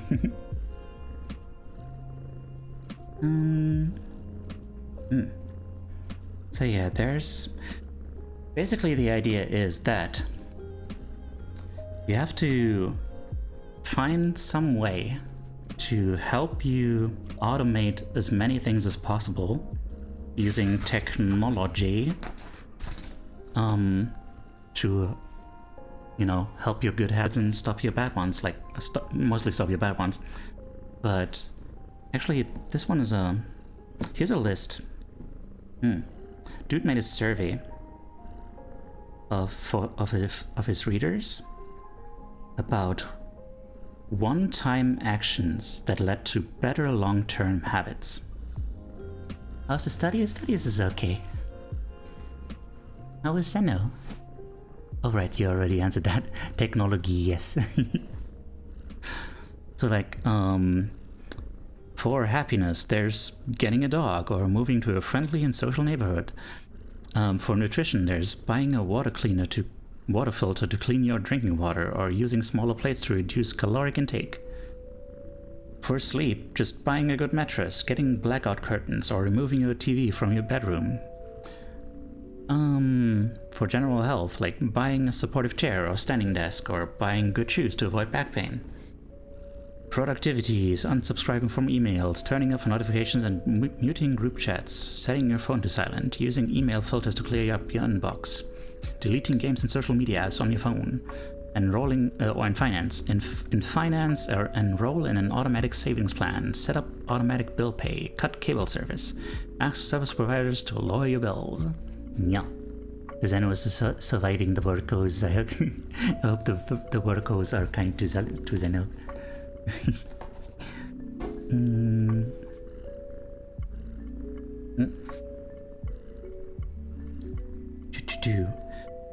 Yeah, this kind of stuff is especially useful for actions that are too infrequent to become habitual. Like,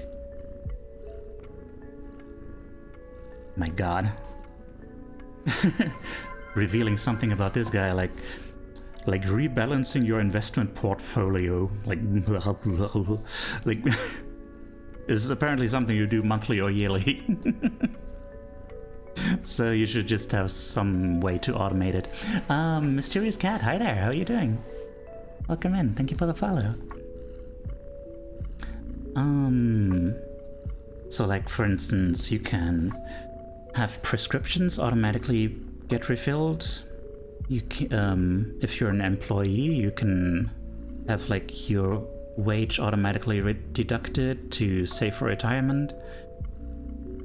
For cooking, you can opt for meal delivery services if you can afford that.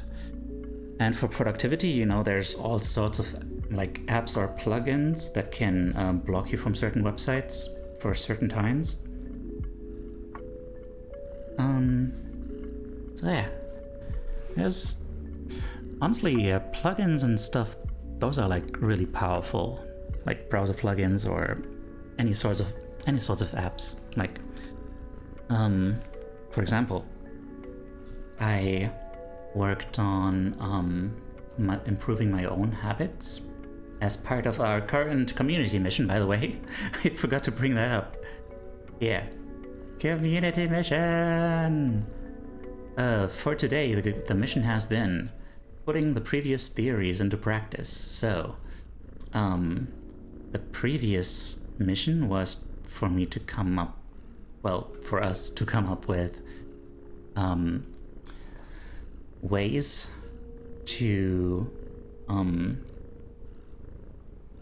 in which we could improve our chances of sticking to one good habit, of building up that good habit, and ways to make it harder, make it easier to drop a bad habit. And yeah, basically what I did was I configured my phone to turn off the internet connections at midnight,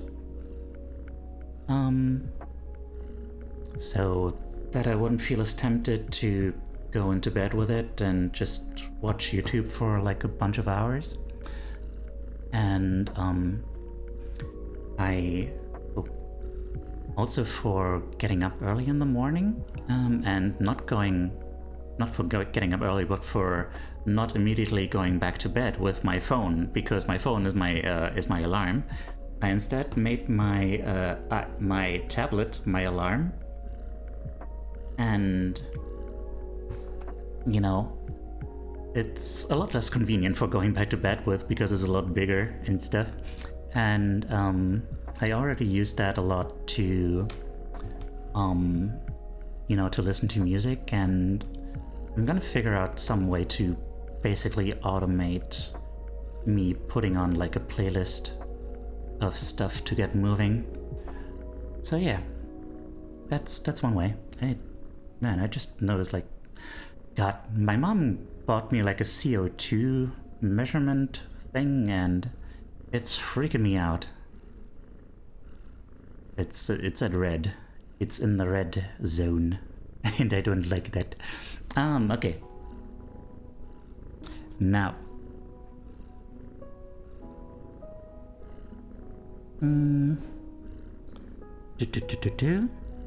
Here's a quote that goes kind of hard.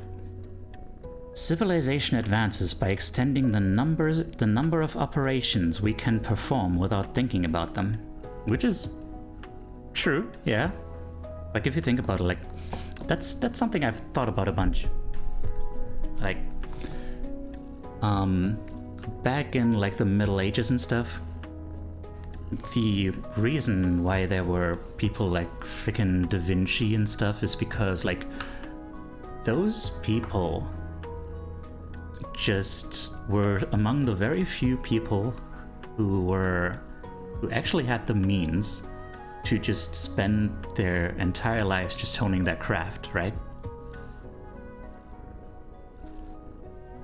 Like, everyone else had to spend their entire lives just working to survive.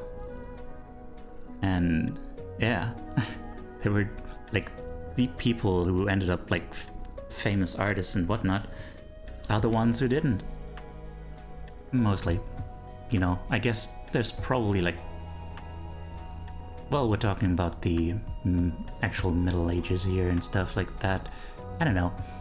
I'm not a historian, but still. I think there's some truth to that. So yeah, try and find ways for technology to assist you in making the stuff automatic so you don't have to think about it.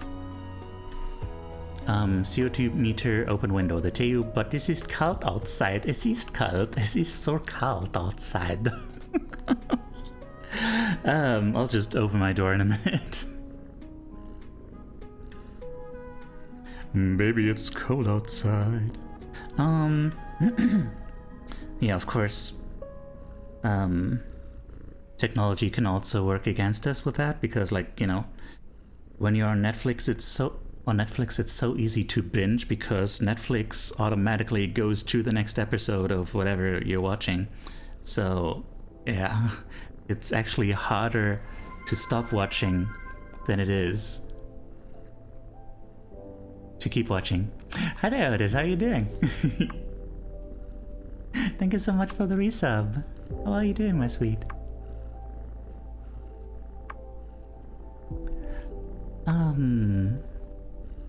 Boop, boop, boop, boop, boop.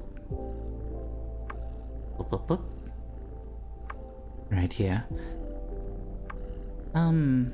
At the slightest hint of boredom, you can get lost in the vast expanse of social media. Like, the dude is like, yeah, when he feels bored for just a fraction of a second, he already reaches for his phone.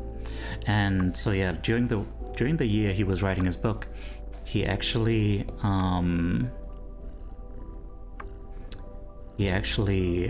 had a thing where his assistant would reset the passwords on all his social media accounts each week, and then on Fridays would send him the actual passwords. So which you can also, you know, he advises, like, if you don't have an assistant, imagine that, you can team up with a friend or family member to reset each other's passwords each week, if that's what you want to do. And yeah, he was surprised by how quickly he adapted to that. Like, you realize pretty quickly that, like, he doesn't really need those social media and stuff. Like, he doesn't really miss them. And turned out he actually had the motivation to do stuff. Yeah. To quote him, after I removed the mental candy from my environment, it became much easier to eat the healthy stuff.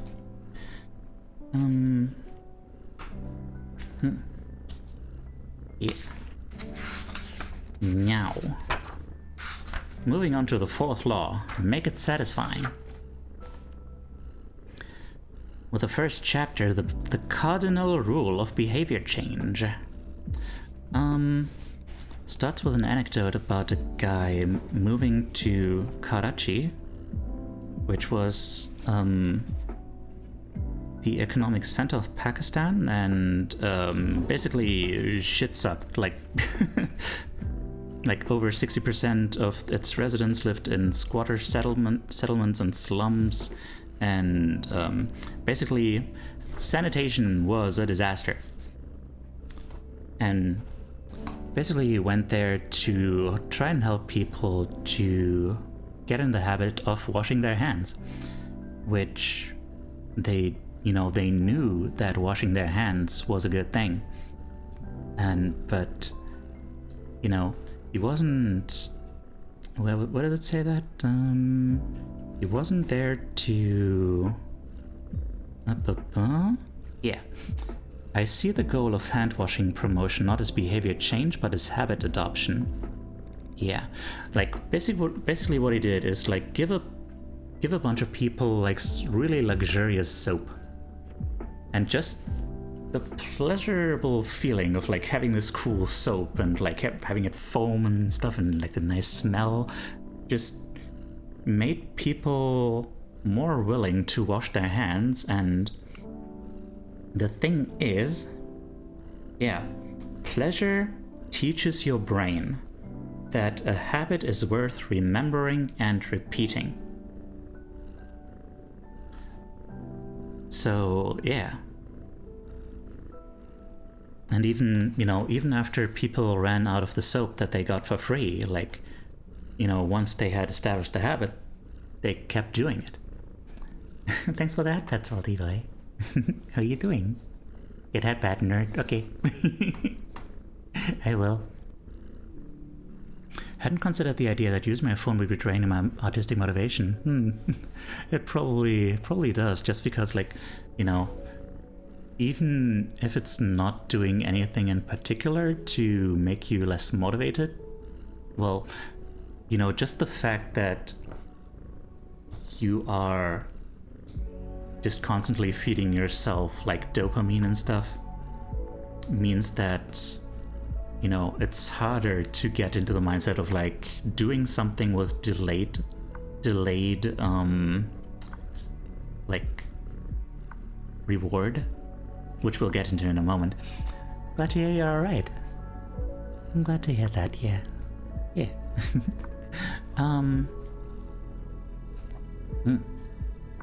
Okay.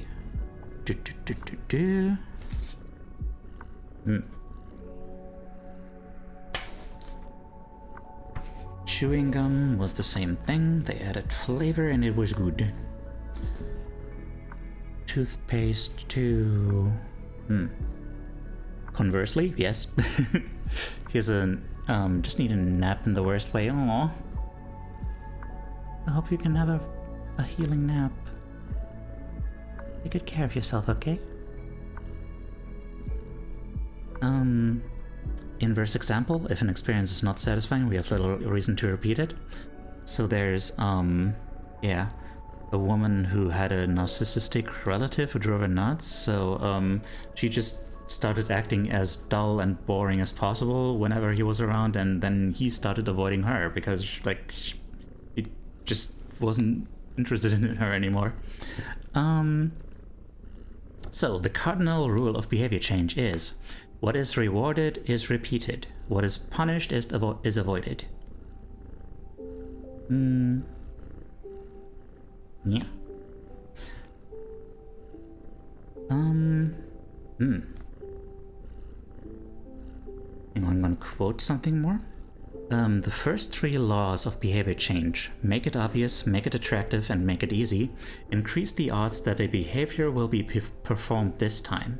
The fourth law of behavior change, make it satisfying, increases the odds that behavior will be repeated next time. It completes the habit loop. But it's not just about any satisfaction, it's about immediate satisfaction. Because, as it turns out, we are basically animals. Animals don't deal with like delayed return stuff, right? Like if you're an animal just fighting for your survival, then getting any of the things that help you survive is just an immediate return on your investment, you know? But in our modern society, we have, which has basically been around for like 500 years or so, we live in a delayed return environment. Like, basically none of the positive things that you put effort into have an immediate payoff. Like, stuff you do at work, like you get paid at the end of the month in a way that is like totally cognitively removed from your actual work in the moment. By the way, I'm gonna pause the timer real quick. Because I'm not done yet.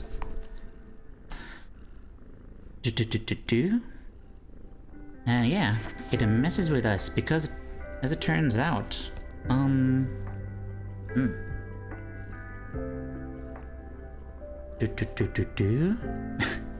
This just made me do a double take, like, compared to the age of the brain, modern society is brand new. In the last 100 years, we have seen the rise of the car, the airplane, the television, the personal computer, the internet, the smartphone, and Beyoncé. Not sure who invented her or what she's doing in this list, but okay. By the way, this technique of acting dull and uninteresting around narcissists is called grey rock. Oh, it's a tried and proven method of dealing with malignant, abusive narcissists, but only if they don't realize that you're doing it on purpose. Definitely worth employing if you find yourself in that situation. Oh, interesting. I didn't know that was like a whole thing. Hello, Crystal, how are you doing? I'm doing. I'm doing. Gotta keep on trekking. So, basically, yeah, there's this thing called time inconsistency, which means that your brain evaluates rewards differently across time. Something that is in the now is valued more highly than something that happens later. Which, the way I've heard it before is that basically the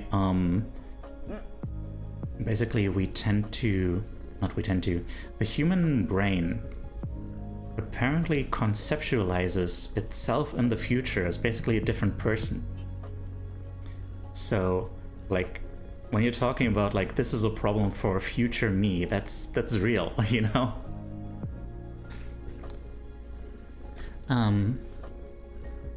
Yeah. So, yeah. That's basically that. Hang on. Was there anything else important in this section?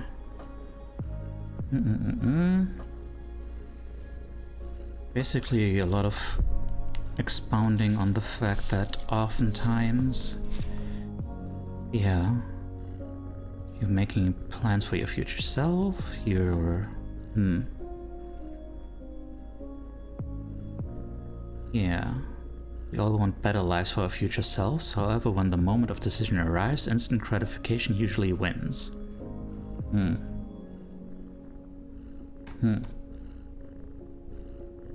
As a general rule, the more immediate pleasure you get from an action, the more strongly you should question whether it aligns with your long-term goals. Stumbled across a YouTube channel that deals with narcissistic abuse a lot at some point. For some reason it's fascinating, if terrifying.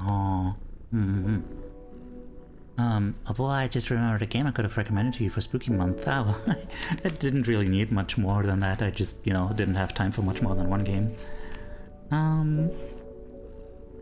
It's okay. So yeah, we gotta update the cardinal rule of behavior change. What is immediately rewarded is repeated, and what is immediately punished is avoided.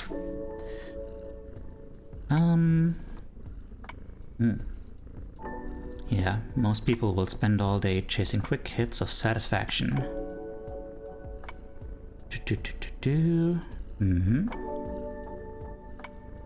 Most people know that delaying gratification is the wise approach. But... we want the benefits of good habits, to be healthy, productive, at peace, but yeah. We don't really think about those things at the top of our mind in the decisive moment. But it's apparently possible to train yourself to delay gratification. But you need to work with the grain of human nature, not against it. The best way to do this is to add a little bit of immediate pleasure to the habits that pay off in the long run and a little bit of immediate pain to ones that don't. Okay. We're gonna be Pavloving ourselves. Can I maybe recommend it for next spooky month? Oh dear, that's gonna be a while. I mean, sure you can. Just not gonna remember it if you do it now. Okay. I have to pee. Be right back. And, yeah, I guess I'll...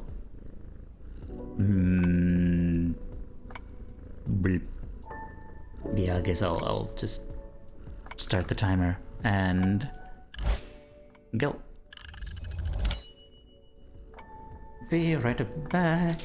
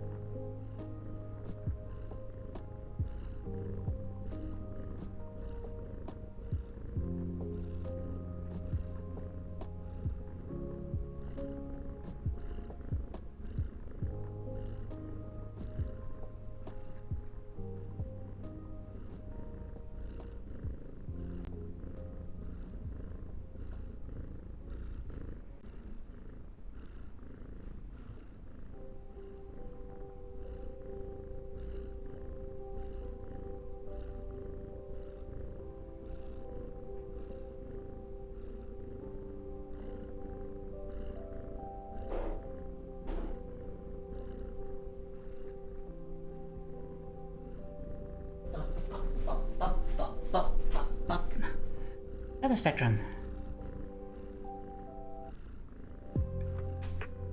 Thank you, Papa.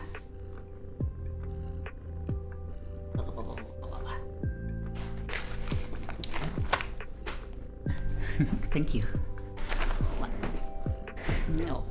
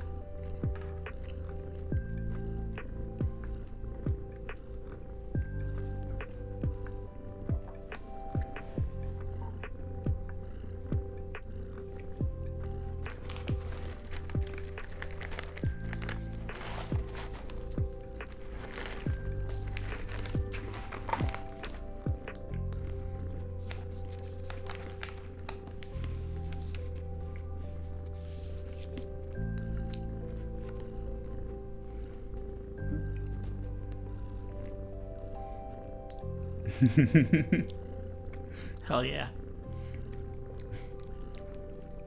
Therapeutic adorableness.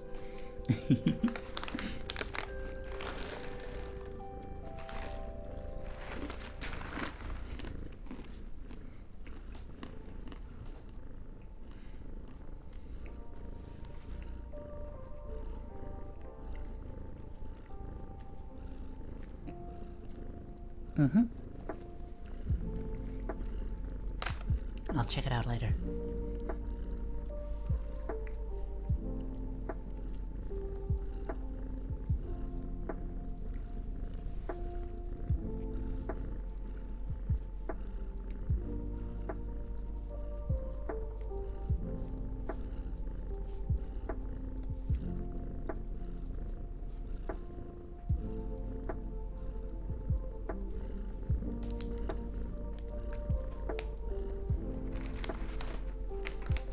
Nyo. Keepers.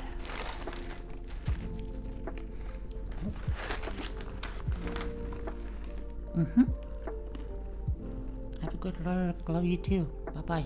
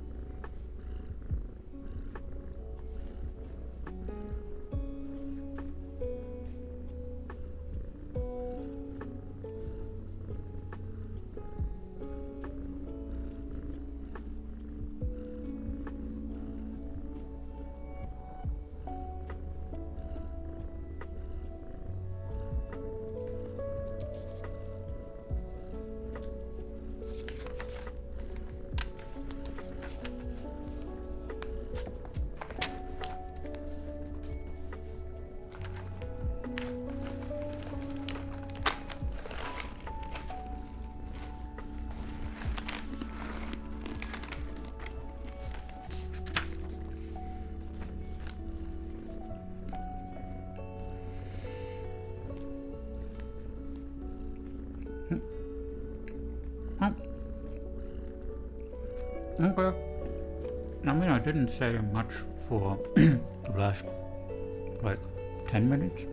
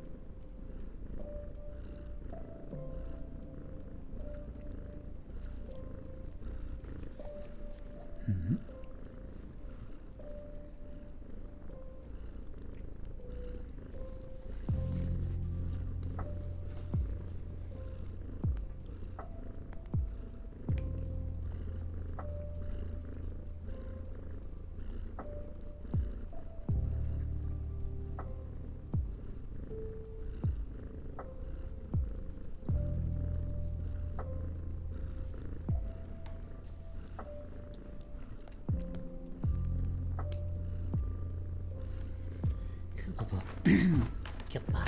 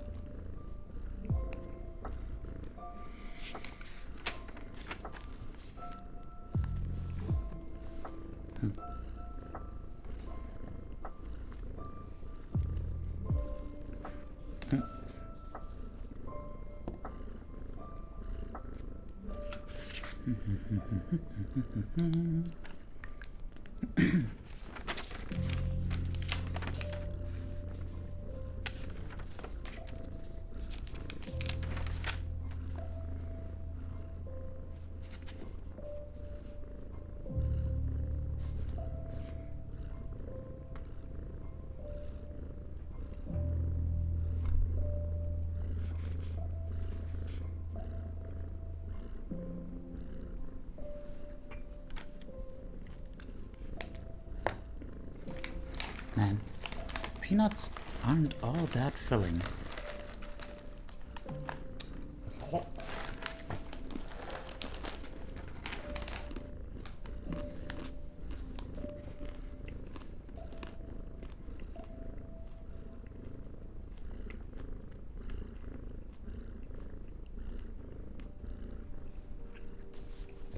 A munchlax. A munchlax appears in chat.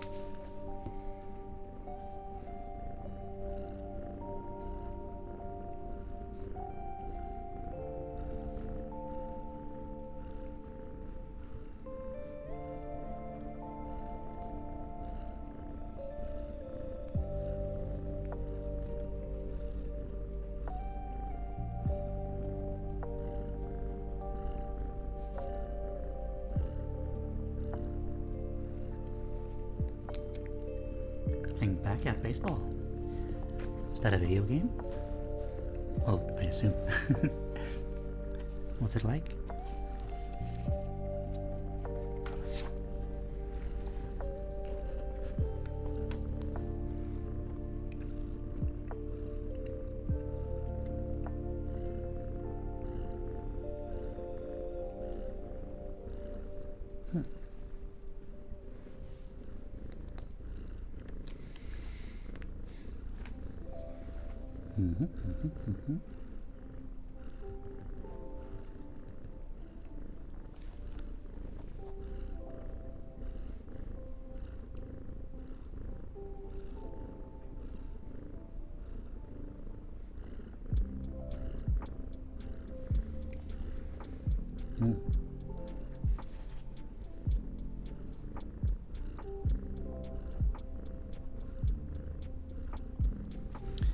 Okay, wait.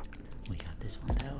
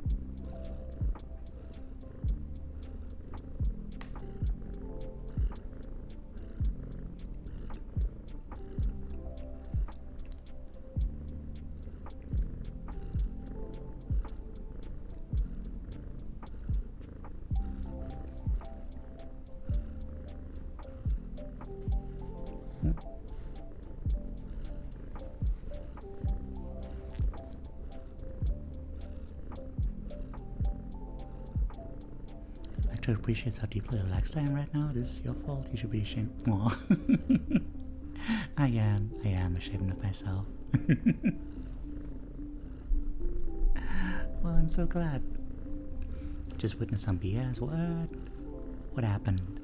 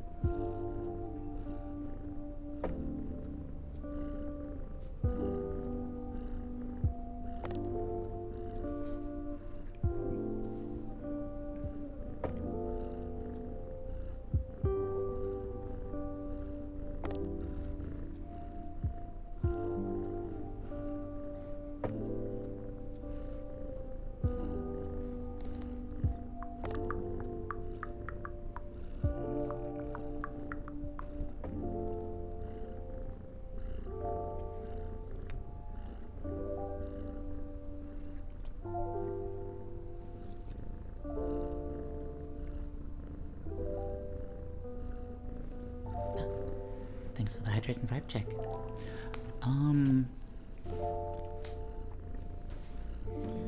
For the vibe check, hang on, let me do the hydrate.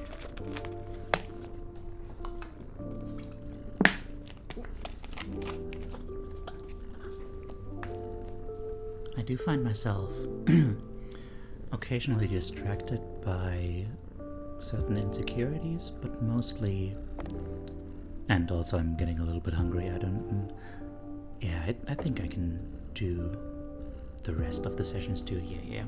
But yeah, mostly I'm just going through the thing and not letting stuff bother me too much.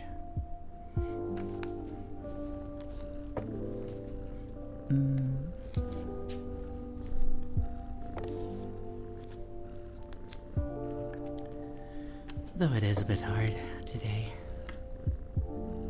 but I'm proud of myself for still doing it, in spite of everything.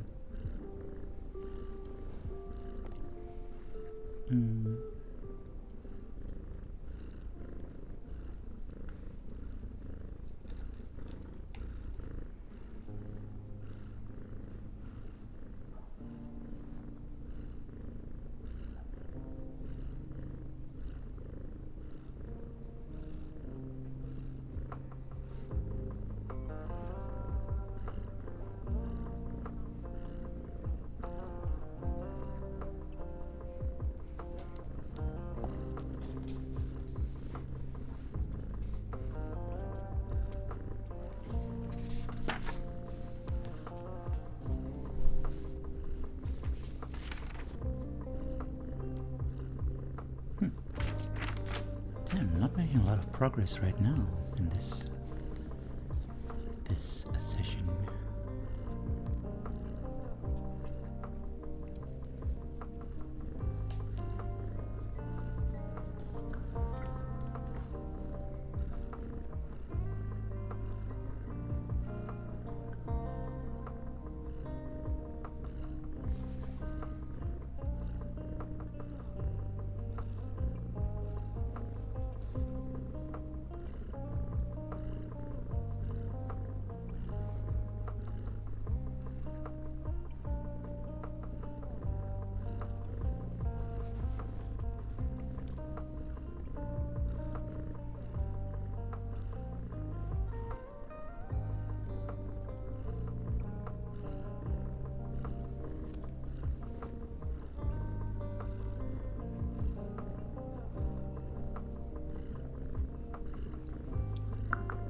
Dolan!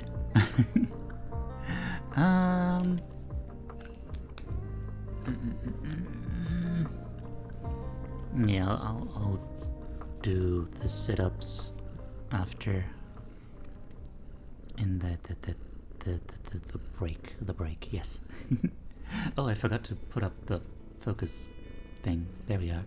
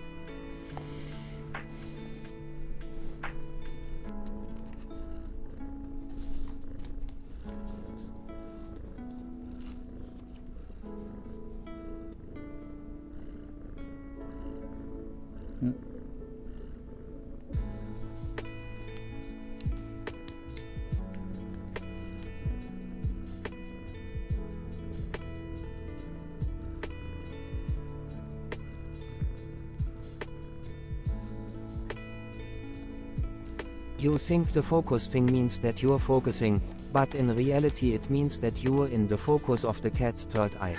The focus. The Ford Focus.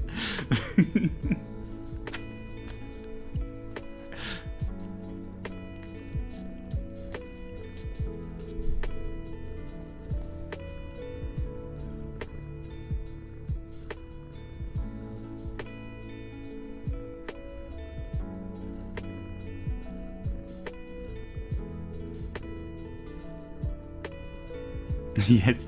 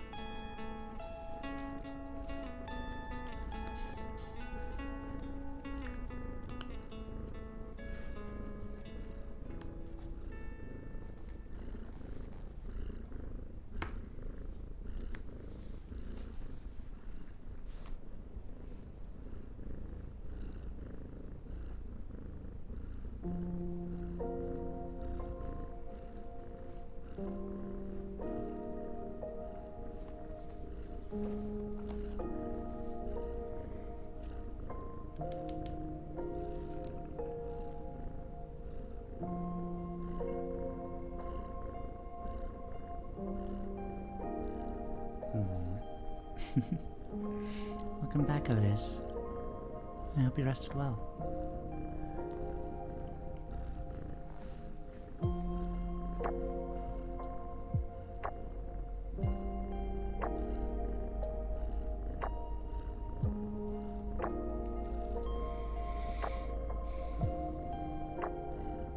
Get a good nap? Nice. You feeling better now?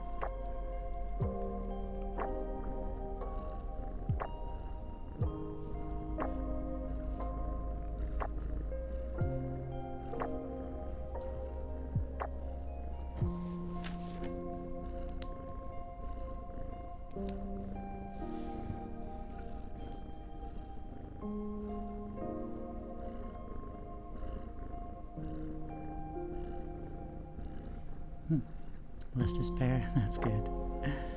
I'm glad.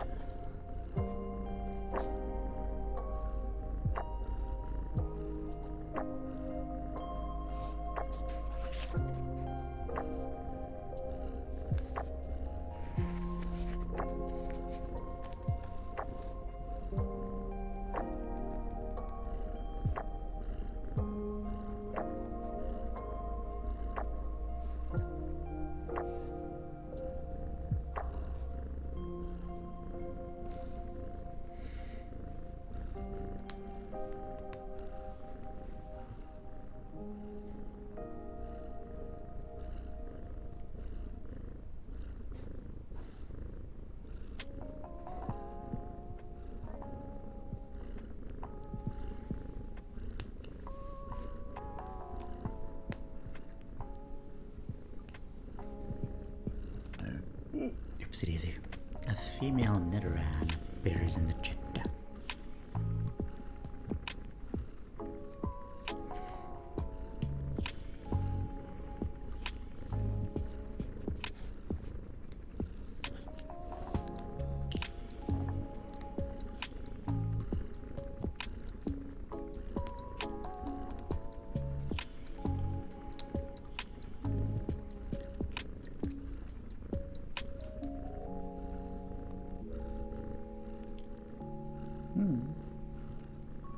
Yeah. Just a little step towards feeling better. Just really want someone to hold me right now. I don't have anyone close enough who I could hang out with IRL. Yeah, I would hug you so much. Big, warm, comfy hugs.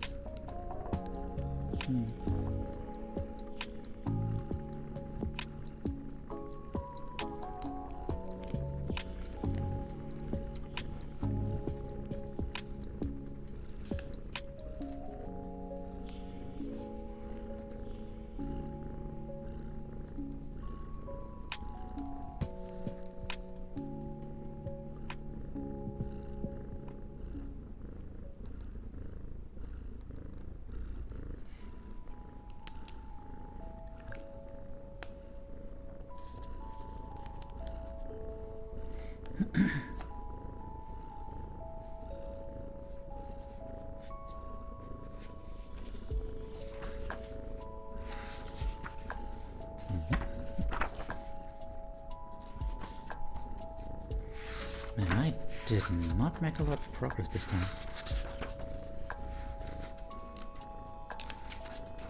I'm not sure why. Or wait, no. Oh, no. I did make some progress.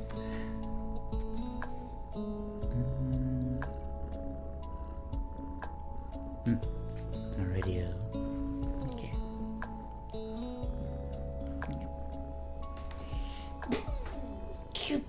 Alright, I have to do some sit-ups. Be right back.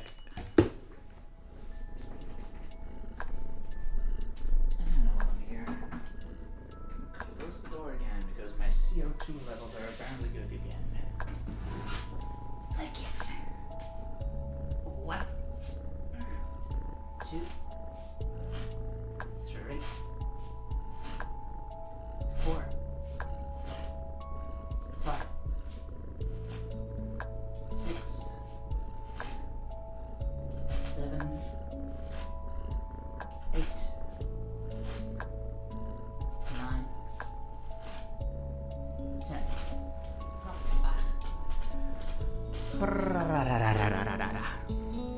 Imagine a cable must be made out of wood from the Middle Ages. Yeesh. Oh, welcome back then. Dear me. Okay. So. How to turn instant gratification to your advantage. Basically, yeah. Basically, you want to add a small bit of reward to the end of each successful good habit. In a, like he says, in a perfect world, the reward for a good habit is the habit itself. In the real world, good habits tend to feel worthwhile only after they have provided you with something. Yeah. Like, it comes back to that, hang on. Let me grab the thing. Oh. Gadooch. Oh, that is not the thing that I wanted.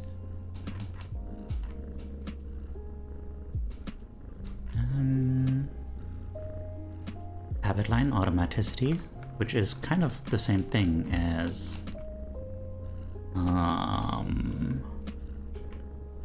the plateau of latent potential. Basically, yeah. But both of those things basically say, like, there's gonna be a time at the beginning where everything is gonna be like really hard and it's gonna suck and be uncomfortable. And then there comes a point where it just becomes automatic and you see the actual results of what you're doing, and it's gonna be satisfying and cool and you're gonna love it. But at first, it's gonna kinda suck. So what you want to do is have an immediate small little reward at the ending of a behavior. Which is important because, you know, the end of a behavior is the thing we tend to remember the most. Which comes back to that thing we said earlier about about stopping when the going is good, because that way you leave feeling satisfied instead of exhausted, and your brain is gonna remember it more like, yeah, hey, this was great. I love doing this because I felt good in the end. Yep. Wah.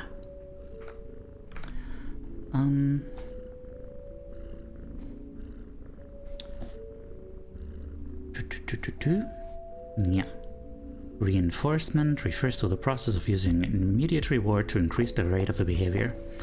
It can be especially helpful when you're dealing with habits of avoidance.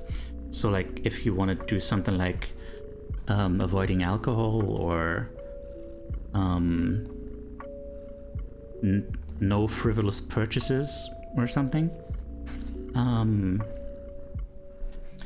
then, you know, it's hard to stick to those because the act of avoiding doing something negative is not something, basically. It's not satisfying because it's nothing. You do that thing because you like the experience of doing the thing, and then you're replacing it with nothing. So you should instead try to replace it with something.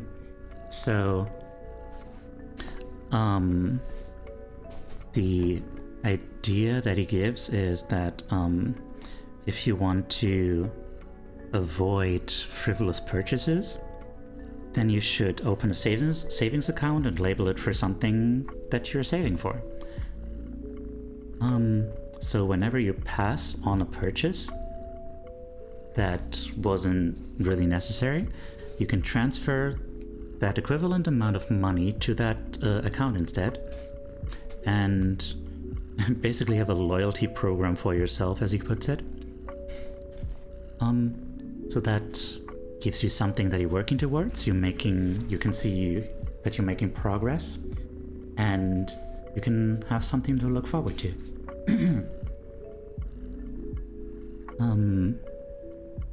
Yeah.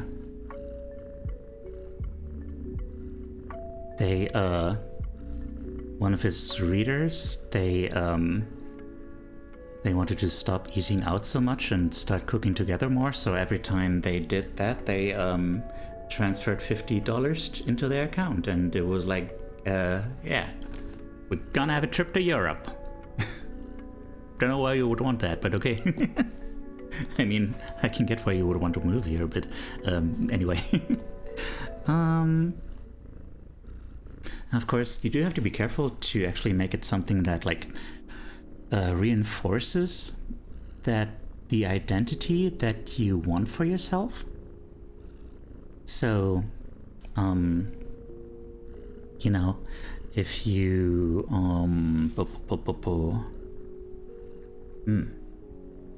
like if you're trying to budget or save money, then saving up for something is maybe not the best thing. But then you could, you know, do something like taking a bubble bath or going on a leisurely walk or something, you know, something free.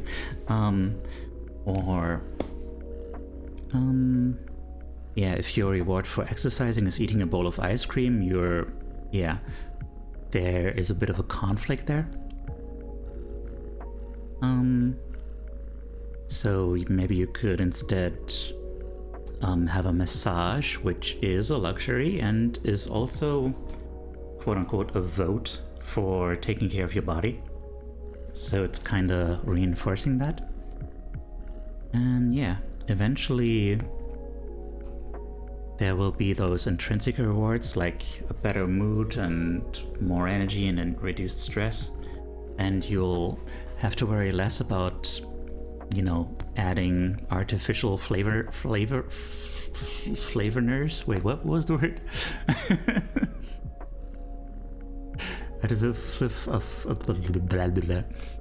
You know, artificial things. I could do with a bubble bath. Don't remember when I last had one. Well, go ahead. You deserve it.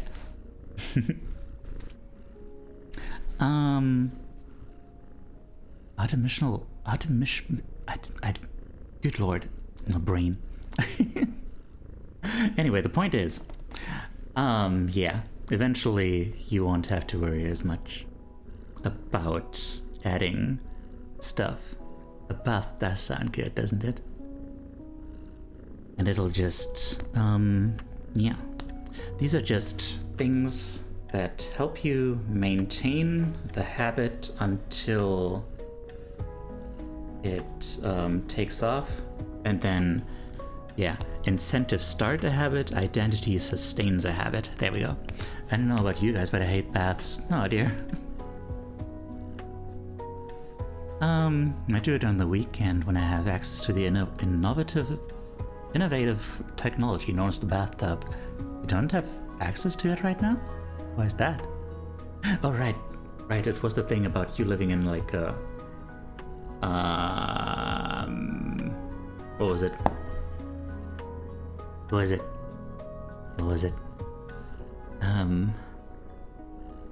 Apprentice thing. God, my brain is not working. Only have a showering cabin here in the apprentice apartment. Wait.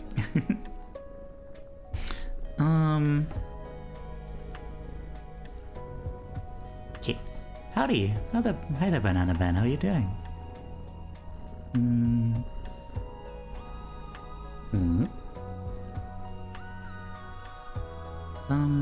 A habit needs to be enjoyable for it to last. Simple bits of reinforcement can offer the immediate pleasure you need to enjoy a habit, and change is easy when it's enjoyable. I'm doing. How are you? Now, how to stick with good habits every day. So there was this 23-year-old stockbroker named Trent Dersmid. Basically, he was super successful, and the thing is that he just had this simple habit of like having two jars on his desk, one filled with 120 paper clips, and every time he would make a sales call, he moved one paperclip to the other jar. And yeah, that was basically it. He basically did that and kept dialing the phone until he had moved all of them to the second jar, and bro just took off like to the moon, as they say.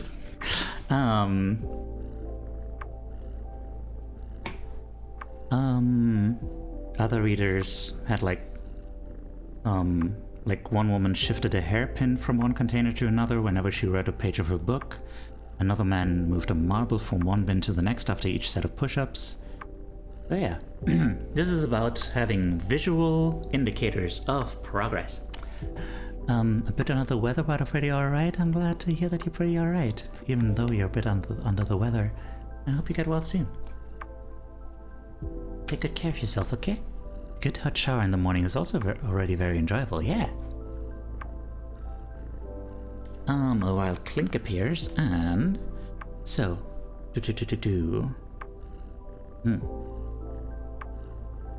yeah, like those visual indicators can help reinforce your behavior by adding a little bit of immediate satisfaction to any activity. Because, like, you know, there's that satisfaction of like a job well done, like knowing like, hey, I did this for this many days, like, look at me, making progress. A shiny Clink in Pokemon Go, ooh. It's like golden or something, right, isn't it? Or am I imagining that? But yeah, now he's trying to sell us the habit tracker, that most feared of entities, which is right here. If you would like to print out the habit tracker as designed by my dude, it is here. Boop.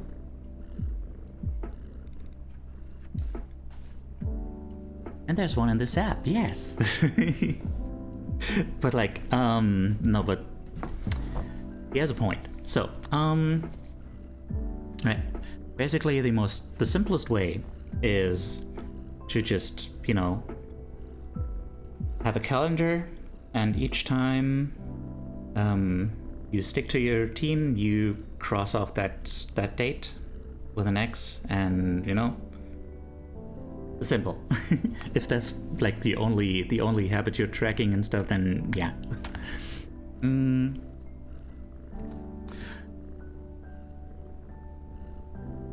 Apparently Benjamin Franklin was a big proponent of that. Jerry Seinfeld uses a habit tracker to stick with a streak of writing jokes, one joke every day. And it's important to never break the chain. So he's not focused on how good or bad the particular joke is, but he needs to be, he wants to focus on not breaking that chain, on always being there in that mindset of being a comedian who writes a joke every day. I don't even remember what my last shiny Pokemon was. Golbat, I think? I think I only have had a shiny Lotad and Emerald and shiny Golbat and Crystal. My entire history of playing main series Pokemon games.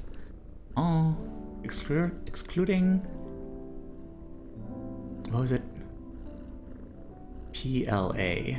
What was PLA again? That was...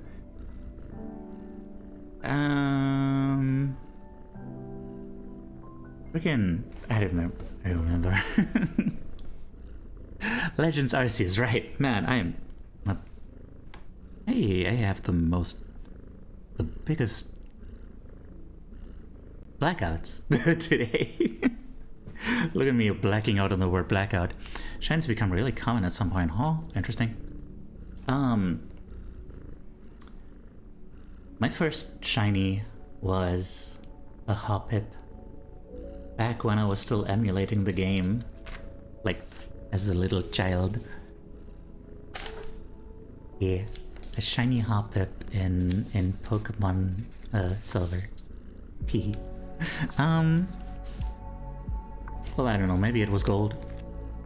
I always picked the, you know, this quote-unquote secondary version, because I was always like a bit of a hipster. Well, more of a underdog kind of person. And yeah, I don't know, I might have on second playthroughs. It might have been Crystal too, yeah. Yeah, that's more likely. It was Crystal. I don't see a reason why I would have like tried out gold after finishing silver. Yeah. Shiny Hobbit, yeah. But yeah, I don't even remember what my last one was because like I found so many of them in Violet.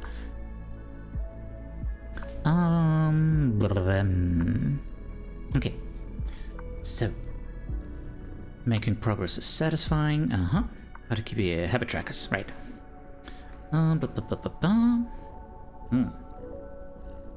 Don't break the chain is a powerful mantra. Yes. Habit tracking is powerful because it leverages multiple laws of behavior change. Because it makes behavior obvious, attractive, and satisfying. So, habit tracking is obvious because recording your last action creates a trigger that can initiate your next one. So like, you have a habit tracker just in an obvious place that you look at every day. You're gonna know every day like, there's the thing. That's the empty space that I want to fill in today. Yeah. And you know, it's been shown that people who track their progress on goals like losing weight, quitting smoking, and lowering blood pressure are all more likely to improve than those who don't. It's science. Oh wait, one study of more than 1,600 people found that those who kept a daily food log lost twice as much weight as those who did not. Damn. That's a lot. As a little bonus, it also keeps you honest because we tend to not have a good track record in our minds of like how we actually act. But yeah, when you have the proof right in front of yourself, you know what it is. Yeah, I think, now that I think about it, that might have been the issue with like my bullet journal. I just never got in the habit of like actually using it that much, and then, you know, tracking my habits in there is not obvious enough. It's like something I have to go out of my way to look at like for 10 seconds every day, and then, you know, it's not that big thing. So like, yeah, it really needs to be something big. Something that takes up space and shows me like, hey, this is what we're doing every day in the middle of my room. Benefit number 2, it's attractive. Most effective form of motivation is progress. Yes, we like moving forward. As I noted it down in my notebook, you want to stay winning. Yeah, that's basically it. And it's satisfying because, you know, you want to stay winning because like it feels good to be winning. Yeah, can become its own reward. It's just satisfying to be like, hell yeah, look at me, such a cool guy. Marking that X on the calendar.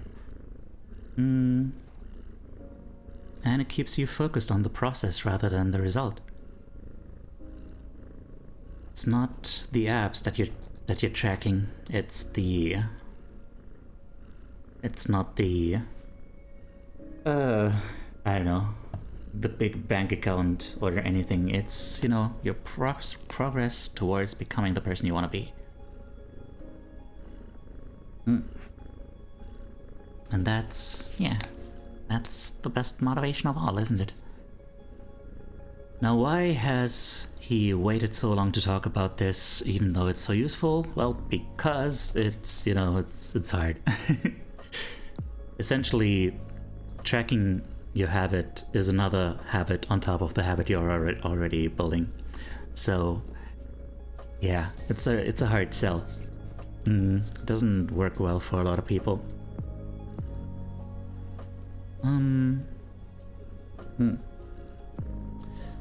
So there's it can really help, but yeah, there are some tips to help make it easier to stick to it.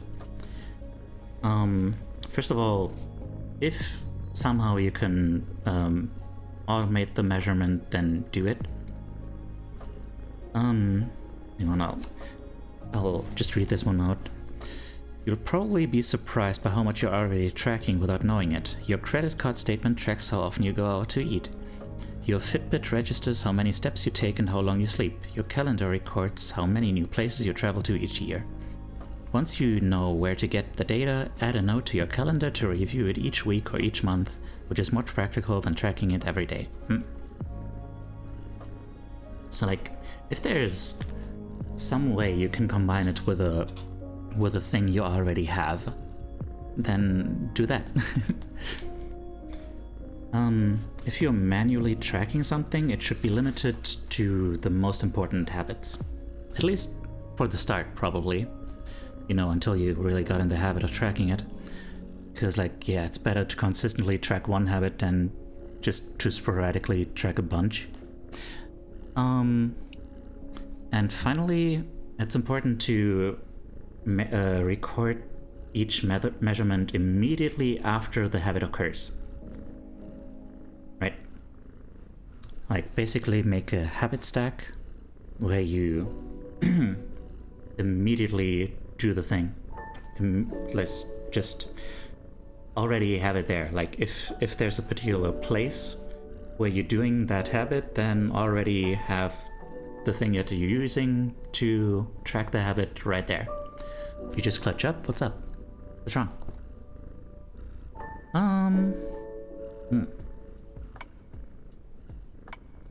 Yeah. So like, some examples. After I hang up the phone from a sales call, I will move one paperclip over. After I finish each set at the gym, I will record it in my workout journal. After I put my plate in the dishwasher, I will write down what I ate. Basically, the last step of the habit that you've successfully just finished leads directly into the recording.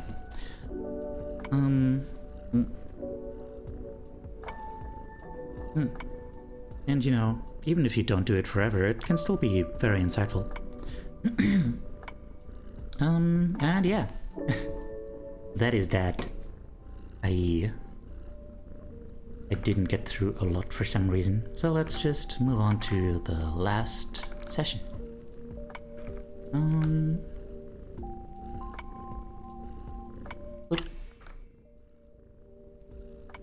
Oh heck, I forgot to remove the focus mode thing. Yeah.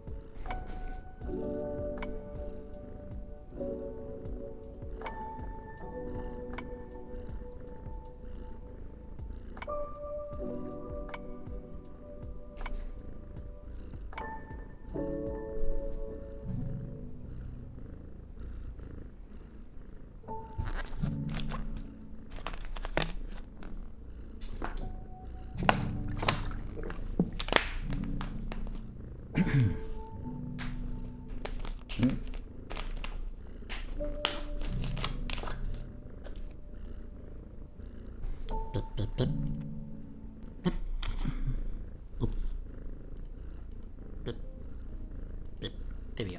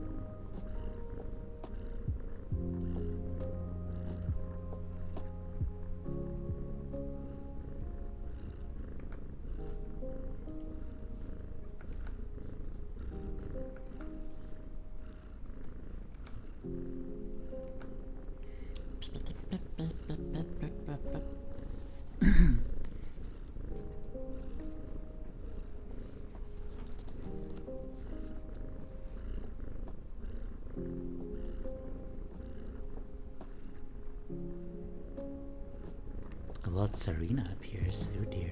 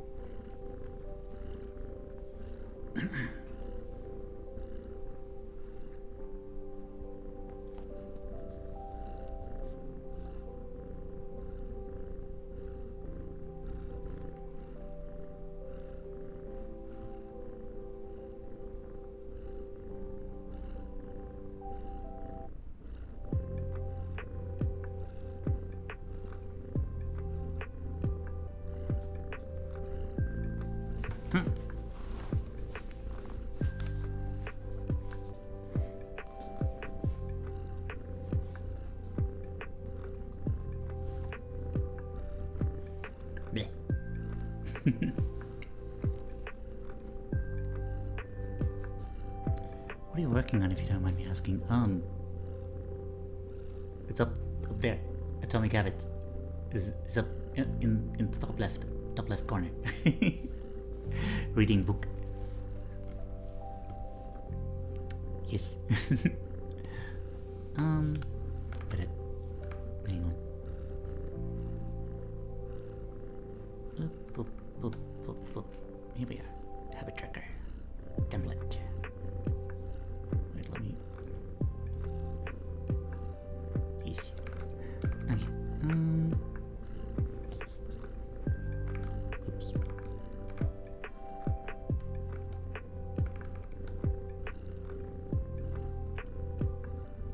Okay.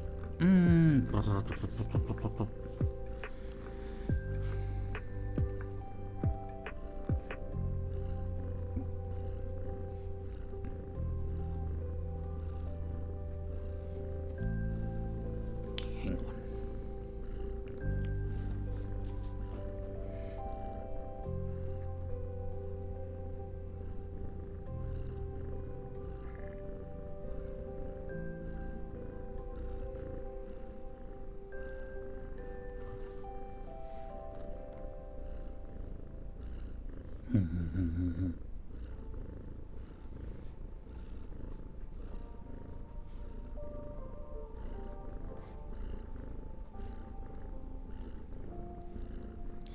Why do you write $sign in front of the number? I never got that.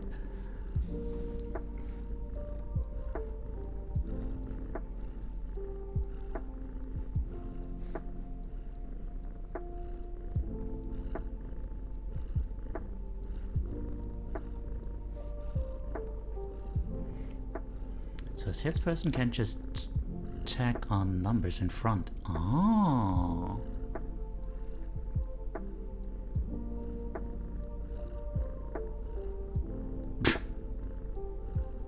Reverie, that's not it. But can't they just tack on numbers in the back? I don't understand.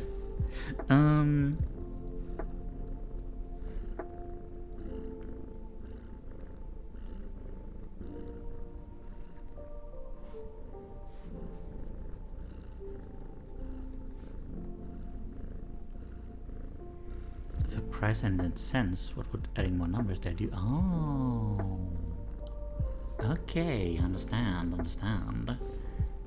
I'm about to head home, so I'm going to hop off for a bit. Okay, take care then. I guess I'll. Well, depending on how long you're gonna take to get home, I guess I'll probably. I have no idea. See you around. Take care. Have a good trip home.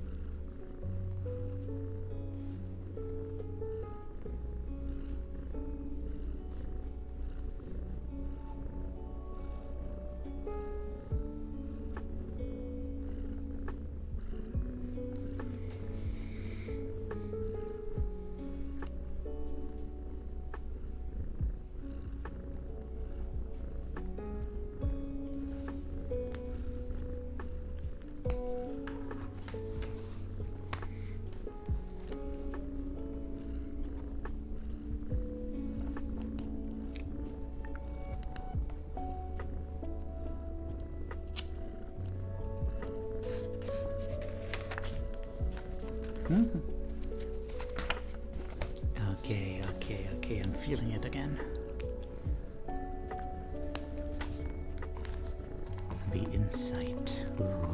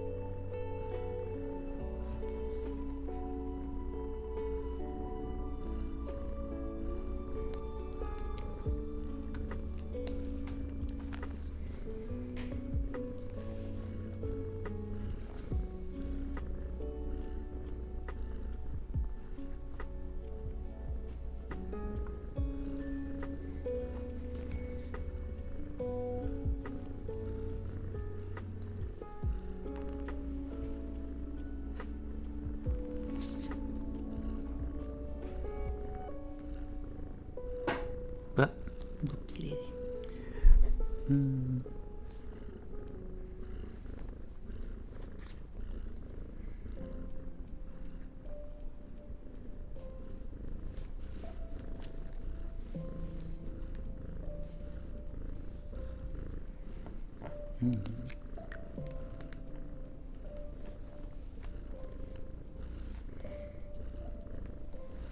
take care. Thanks for hanging out. Have a good day at doing things. I don't know what you're gonna do, but have a good time with it.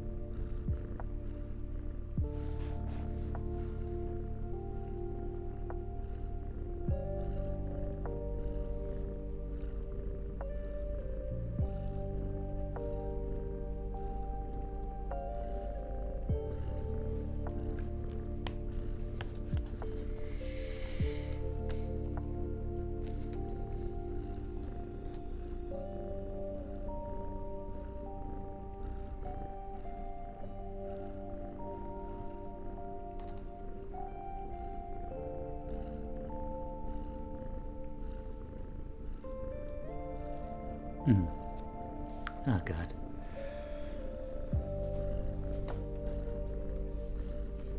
Too real.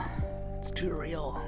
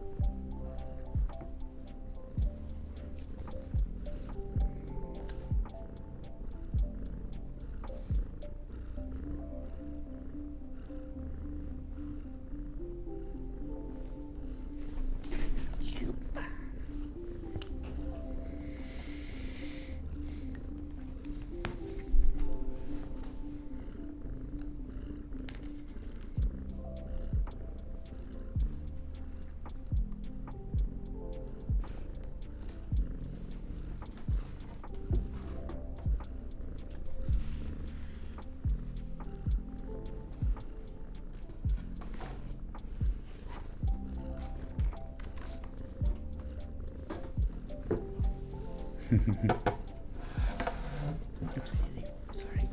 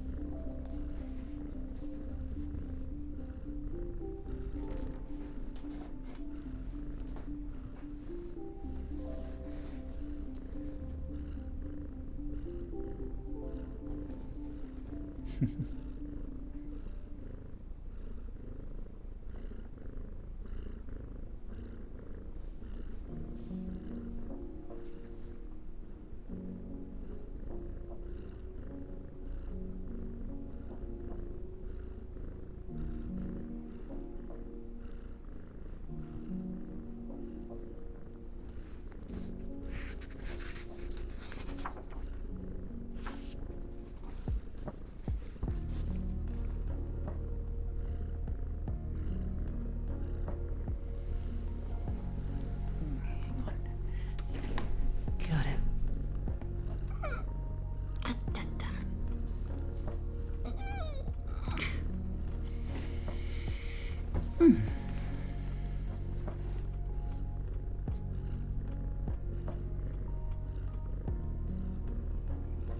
A wild crab brawler appears.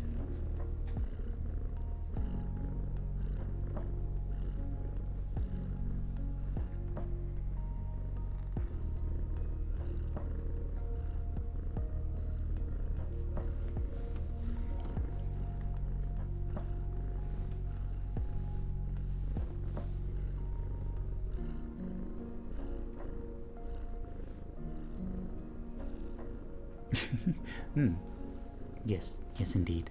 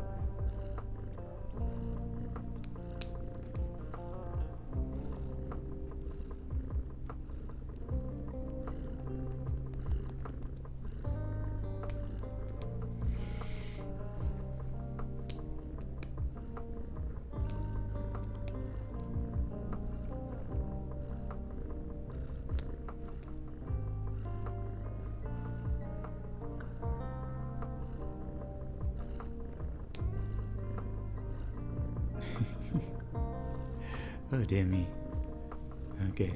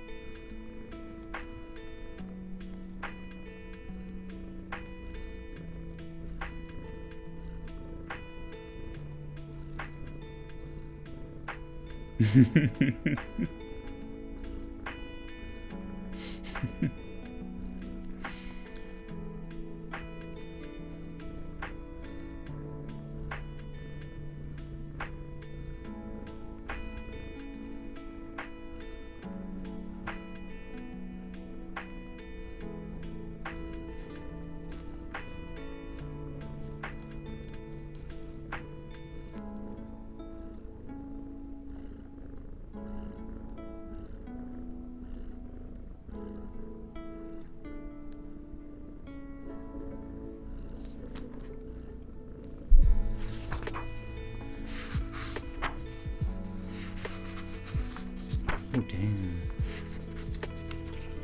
Okay.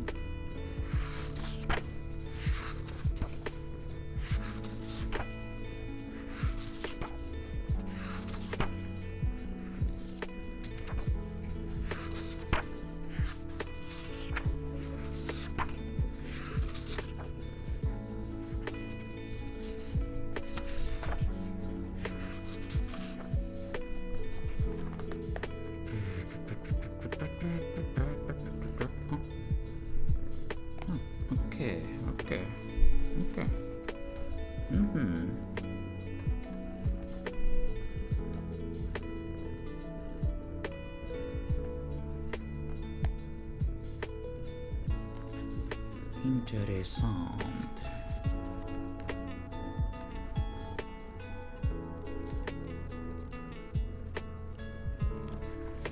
So, next week we have, what do we have? 40 pages. Okay, that might be a little bit much. Or maybe not. Seems doable. How much did we do today? Let me check that.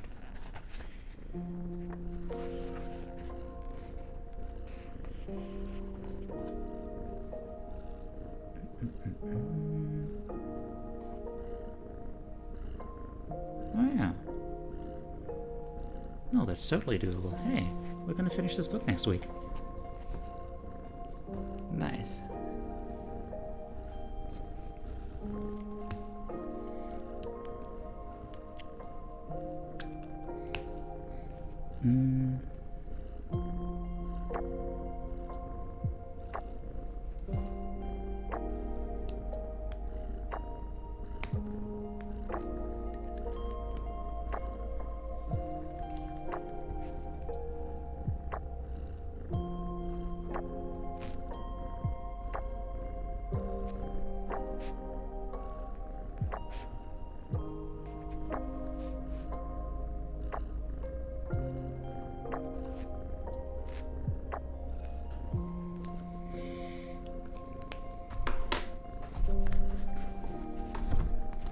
Okay, you know what? Does anyone insist on finishing this 30-minute session? Because otherwise, we're just gonna end it.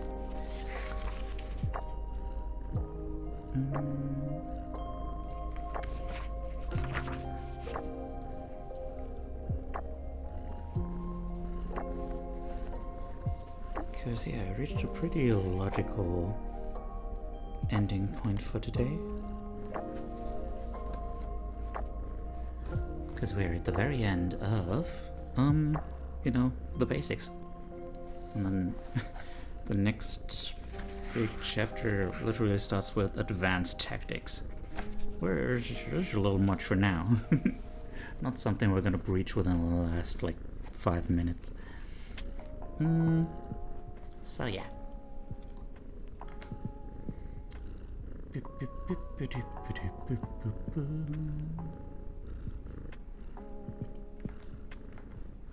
Let us proceed. Ka-choo. Oh hey, look at that. Wow. Nice. Okay. So, how to stick with good habits every day. Wait, we already did that. Wait. Hang on. That was a habit tracking thing. Hang on. Wait, we did. Right, here we are. How to recover quickly when your habits break down. Yeah, basically, it's impossible to be perfect about this stuff. Like, you're gonna miss a day sometimes. And that is okay. The mantra there is, hello, Devon, how are you doing? How are you doing, my sweetheart? My sweetheart!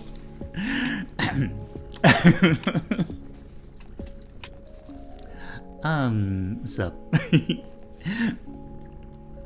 Basically, the golden rule, the platinum rule is never miss twice. The golden rule is don't break the chain. Bless you too. The golden rule is don't break the chain. The platinum rule is never miss twice. Missing one day, it happens. But yeah, it's important to get back to it the next day. Start a new streak. That is a distinguishing feature between winners and losers, according to this here Mr. James Clear, Esquire. Maybe, I don't know. Probably not.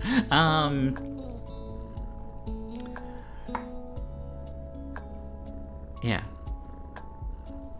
Wait, what is it? Yeah, when successful people fail, they rebound quickly. Doesn't matter if you break the habit, as long as you reclaim it quickly. And what I found really important here is, yeah, basically, missing once is an accident. Missing twice is the start of a new habit. You can make one mistake, and that's fine. That's not gonna affect much in the grand scheme. but you can't let that mistake become a spiral of mistakes. And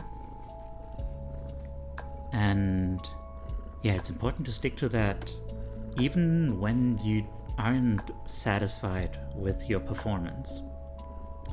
Which I think is maybe another issue with the way I did my previous habit tracking, where I just kind of had these incomplete modes where I didn't fully commit to the thing, which was also another thing, is that my habits that I wanted to track were just too vaguely defined.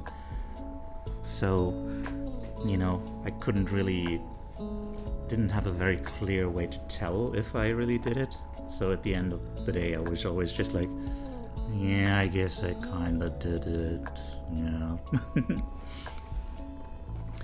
But, yeah, it's important not to slip into an all-or-nothing attitude with that. And here's some really impressive stuff, like, about compounding. Compounding, that's a thing. Don't make it weird. It's just about money. Like if you start with $100, then a 50% gain will take you to $150. But then you only need a 33% loss to take you back to $100. Which means avoiding a 33% loss is as valuable as gaining 50% in that sense. There's a welcome Metagross in chat, hang on. Poke check? Uh-huh. Poke ball. There we are.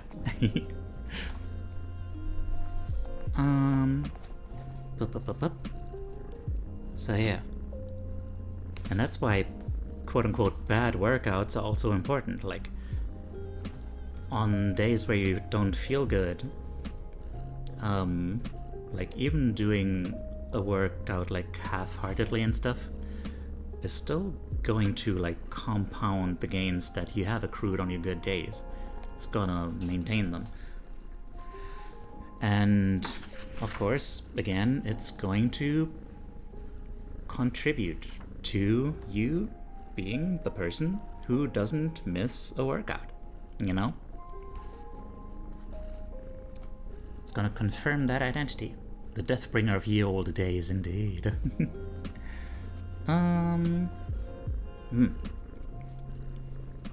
Now, another thing to consider is that if you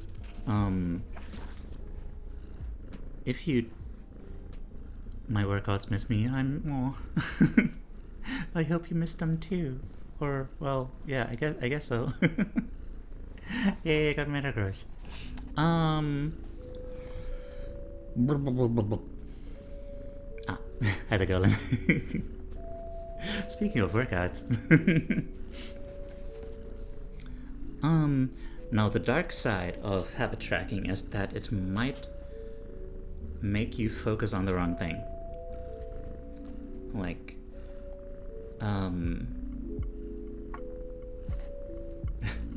here's a really cool quote that I really liked. When a measure becomes a target, it ceases to be a good measure. Like there's an example he gives of like people trying to wait, hang on. There's a one that I like better. What was it? I wrote it down. Yeah, like if you try to do good work and you only track your work hours, you aren't actually keeping track of whether you do meaningful work during those hours. Or if you want to be healthy and you're only keeping track of your step count, then that's not really the same thing, is it? Like if you optimize the way you live to meet a certain quantifiable goal, then you're gonna find some way to trick yourself into meeting that goal, into winning that game, quote unquote. Hang on. But yeah, that's not really the thing, is it? That's every sales job ever. It's all about quantity, not quality. Yeah, probably. I mean, they're all about, you know, numbers. And here, yeah. This next paragraph that I'm going to quote in full is it. I feel personally attacked by it. In our data-driven world, we tend to overvalue numbers and undervalue anything ephemeral, soft, and difficult to quantify. We mistakenly think the factors we can measure are the only factors that exist. But just because you can measure something doesn't mean it's the most important thing. And just because you can't measure something doesn't mean it's not important at all. Fucking just go ahead and just tell me that you copied from the revelation that I had like a while ago about how, you know,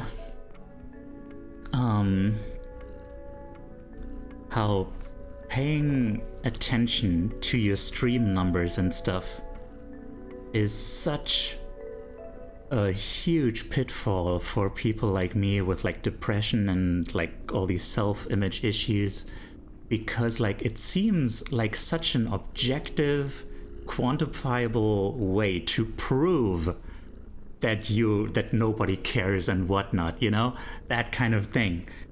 Like it seems like that thing, it seems like, you know, your brain will make it that. Your brain will look at that and tell you, here's the numbers, here's the proof, concrete evidence. I told you all along that you don't matter.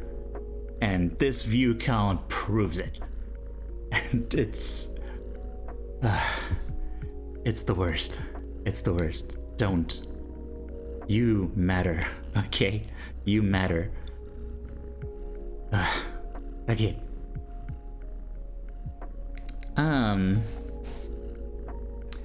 Numbers are scary, that's why I can't count. I'm so proud of you. Thank you. I'm so proud of you for sticking to your principles. Yeah.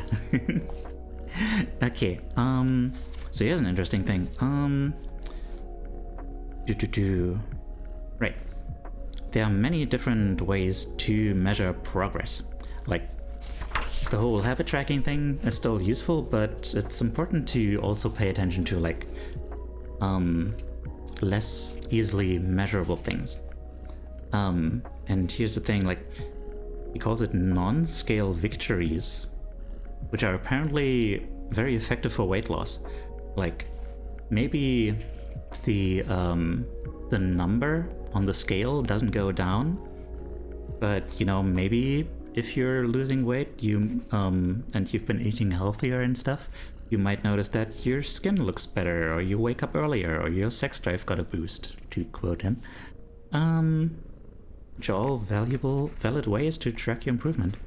Meanwhile, if you only go for like the number on the scale, you might wind up taking like, what was it? Where did he... Right. Crash diets, juice cleanses, and fat loss pills, which don't really do the thing that you actually want to go for. Like, I never understood why people measure their weight actually, because like, I mean, I guess if you're actually tracking your progress, I guess that's fair. But like, if it's about the way you look, then the number is kind of meaningless, isn't it? Right? Like, I don't know. I never understood that. Like, yeah, I guess it's one of those things where a number is just easy to track. And, you know, I guess it doesn't help that your internal perception of how you look might be biased against you. Like like someone I know who used to be chubby, let's say chubby, and then he became like a straight up bodybuilder, and then, you know, he kept insisting that he's fat, and I was like, bro. bro. Excuse me. The important things often are numbers, although that doesn't stop my brain from being an expert at using my numbers against me, especially in the context of work. I might want to be more chill about that. Please do be more chill. Thanks for the reminder that the number on the scale might be misleading sometimes. Absolutely, yeah. A too heavy number focus discredits other progress made. Yes.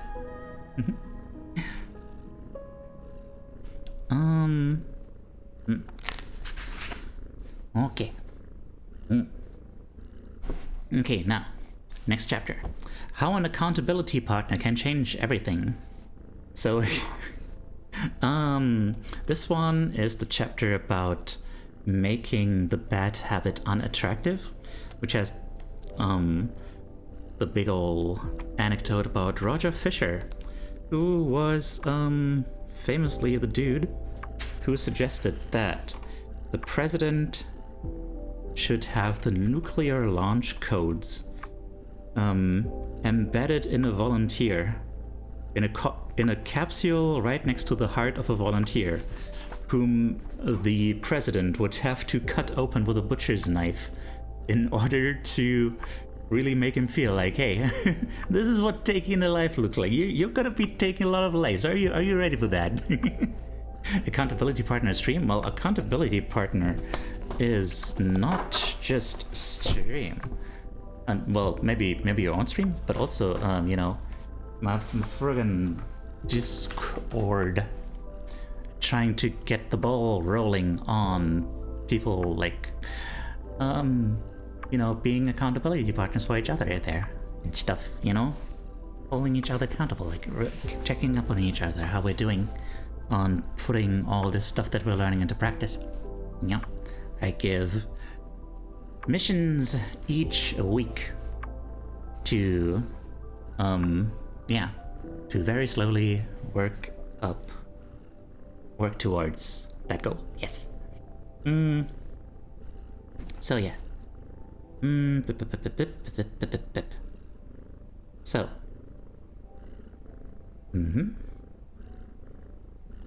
Right, basically, yeah. The more immediate the pain that we receive upon doing something that we don't want to be doing anymore, you give quests, you're the real NPC, I'm horse. You're so cute. I should call them quests, yeah. Instead of missions. I feel like that has the right vibe. Quests, yeah.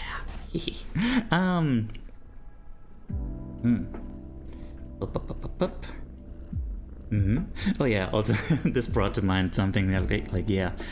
Pain is an effective teacher. When the consequences are severe, people learn quickly. There was a time where, for some reason, like, within a couple of days, I poured milk into my bowl of cereal, and it turns out that, what do you call it in English? Like, it had like clods in it, like it was curdled. It was bad. It was bitter and, like, not bitter, sour. It went sour. That kind of thing, you know? It was bad. The milk went bad. And after that second time, I, for the longest time, maintained the habit. Twitch gamifies mental health more at 11 years. I immediately picked up the habit of always sniffing the milk before I pour it. Like, after just 2 instances of that happening, it stayed for like years.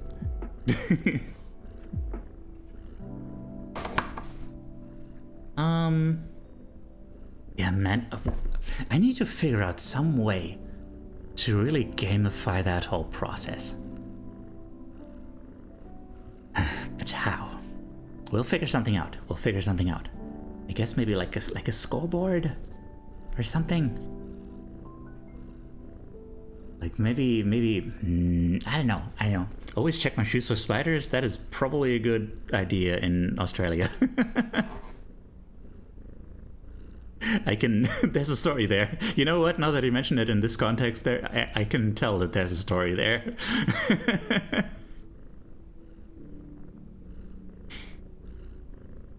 It's only happened once, but it's saved me many times indeed.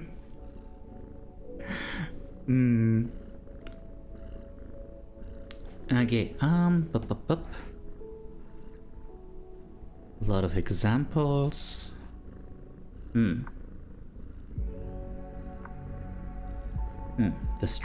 If you're going to rely on punishment to change behavior, then the strength of the punishment must match the relative strength of the behavior it is trying to correct. To be productive, the cost of procrastination must be greater than the cost of action. Just my opinion, but a scoreboard sounds intimidating and discouraging. Yeah, I was thinking that too. And then I thought about like having like people displayed on stream who were like, you know, most valuable student or whatever, or I don't know, like people who just stuck to it, but then people might not like that. Also, it would be a little bit intrusive, maybe a little bit, I don't know. We'll figure out something.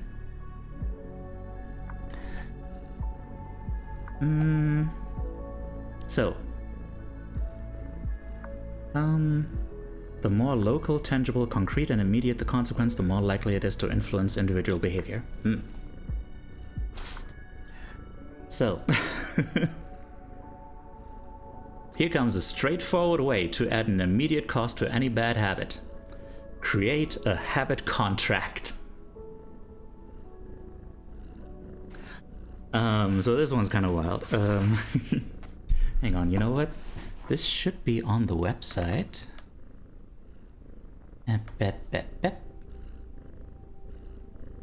Oops.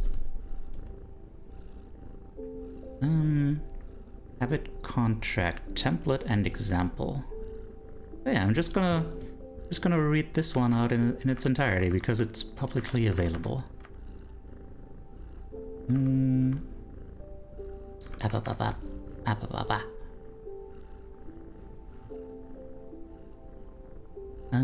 Habit contracts. A habit contract is a verbal or written agreement in which you state your commitment to a particular habit and the punishment that will occur if you don't follow through. Then you find one or two people to act as your accountability partners and sign off on the contract with you. Brian Harris, an entrepreneur from Nashville, Tennessee, was the first person I saw put this strategy into action. Shortly after the birth of his son, Harris realized he wanted to shed a few pounds. He wrote up a habit contract between himself, his wife, and his personal trainer. His strategy worked, with his wife and trainer acting as accountability partners and with a habit contract clarifying exactly what to do each day. Harris lost weight. You can find the habit... Holy crap. Brian's objective for Q1 of 2017 is to start eating correctly again so he feels better, looks better, and is able to hit his BHAG of 200 something at 10% body fat. Phase 1, get back to strict slow carb diet and Q1 of 2017. Phase 2, start strict macro tracking, Consequences. Details of Brian's specific Q1 consequences are as follows. He will have to dress up each workday and each Sunday morning for the rest of the quarter. Dress up is defined as not wearing jeans, t-shirts, hoodies, or shorts. To hold Brian accountable, he will report to the following... He will report to the following... Brian will be held accountable by the following means. He will text Stacy a picture of his weight each day and ask Joey, trainer, to monitor his eating logs. He will also give Joey $200 to use as he sees fit if he misses one day of logging food. And here's a friggin' signature. Like, holy crap. And there's more. All the quarters and everything. This is intense.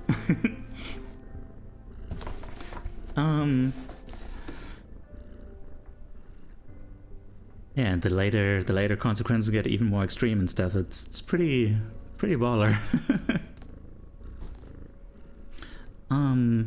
And yeah.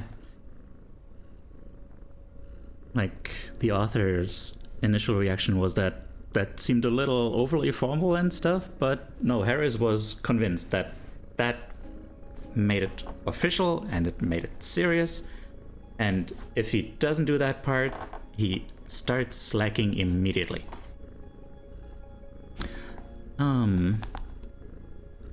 Yeah.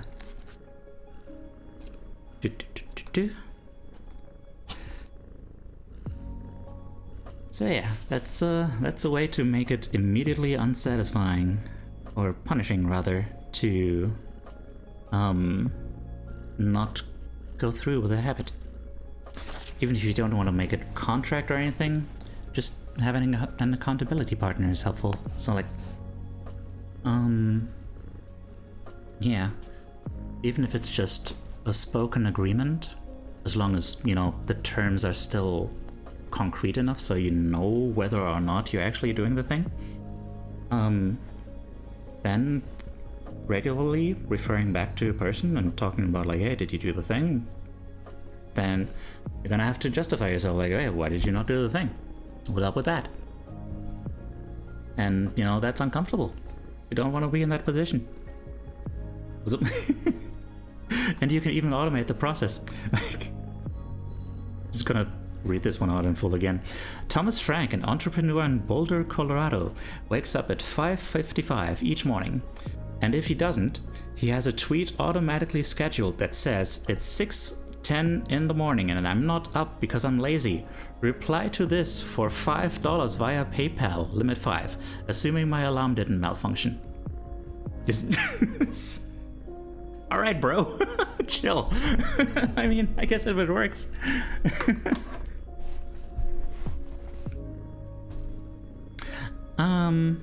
Yeah. And that's that. That is the last thing for the basics. Next time is advanced tactics, how to go from being merely good to being truly great. But we still have a long way to go until then. We barely just started. So yeah, 5:30 is too early. It is. It is way too early. I mean, to be fair, it was 5:55. So, you know, that's a totally different ballpark. Okay.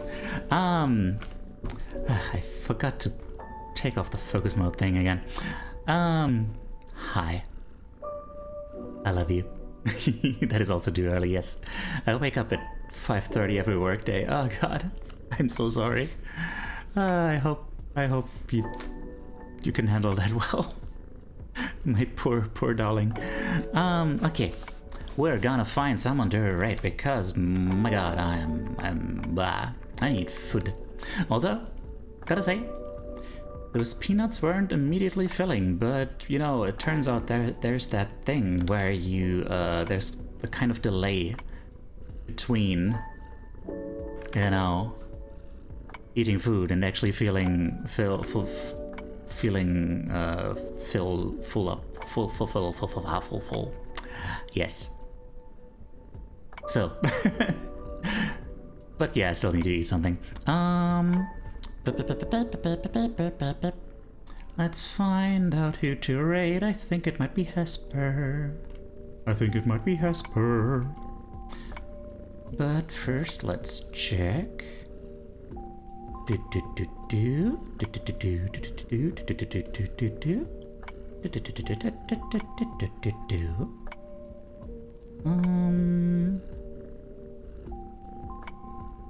think it's going to be Hesper. It is going to be Hesper. Yep. And Yep. Yeah. Hesper. I just realized I still need to do a workout. I'm gonna do the workout while we rate out. Thank you for the hydrate, by the way. I do that on purpose. Work starts at 7 and I want time to chill and get ready without stress in the morning, and I only need to walk 2 minutes from the apartment to the work. Oh, damn. Oops, sorry about that. Be safe, friend, and don't you dare go hollow, man. You too. Thank you for being here, man. I appreciate you. Man, that's impressive. Reverie.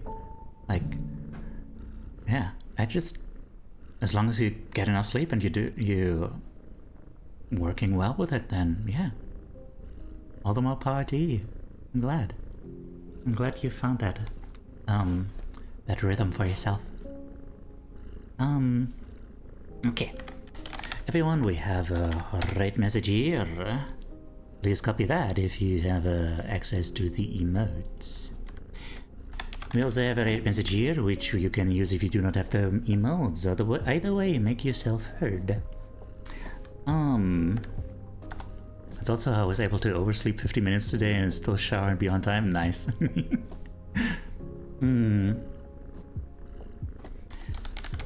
We now also have a socials command with my Blue Sky link, which I much prefer over Twitter. And of course our lovely Discord community. Thank you for being here, Connie. And, yeah, that's it. Gonna shout out Hesper's Quest. If you aren't taken by the raid for some reason, then, yeah, you have the link. But yeah, please say hi to Hesper. Hesper is a lovely trans friend who has amazing energy and very smart and caring and cool, and yeah, I think she's gonna be a good place to raid today for support for anyone who might need it. Yeah, so gonna raid out. And yeah. Yeah. Yeah. Time for push-ups. Real quick. 1, 2, 3, 4, 5, 6, 7, 8, 9, 10, 11, 12. Okay. Everyone, thank you so much for being here. I'm planning to do thank you. Planning to do an art stream in 2 days. And yeah. Thank you for being here. Yeah, remember that you're loved. And take care of yourself, okay? Take care of yourself.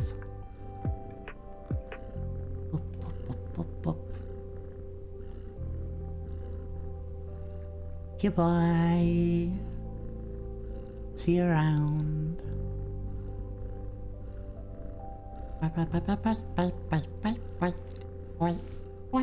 Bye.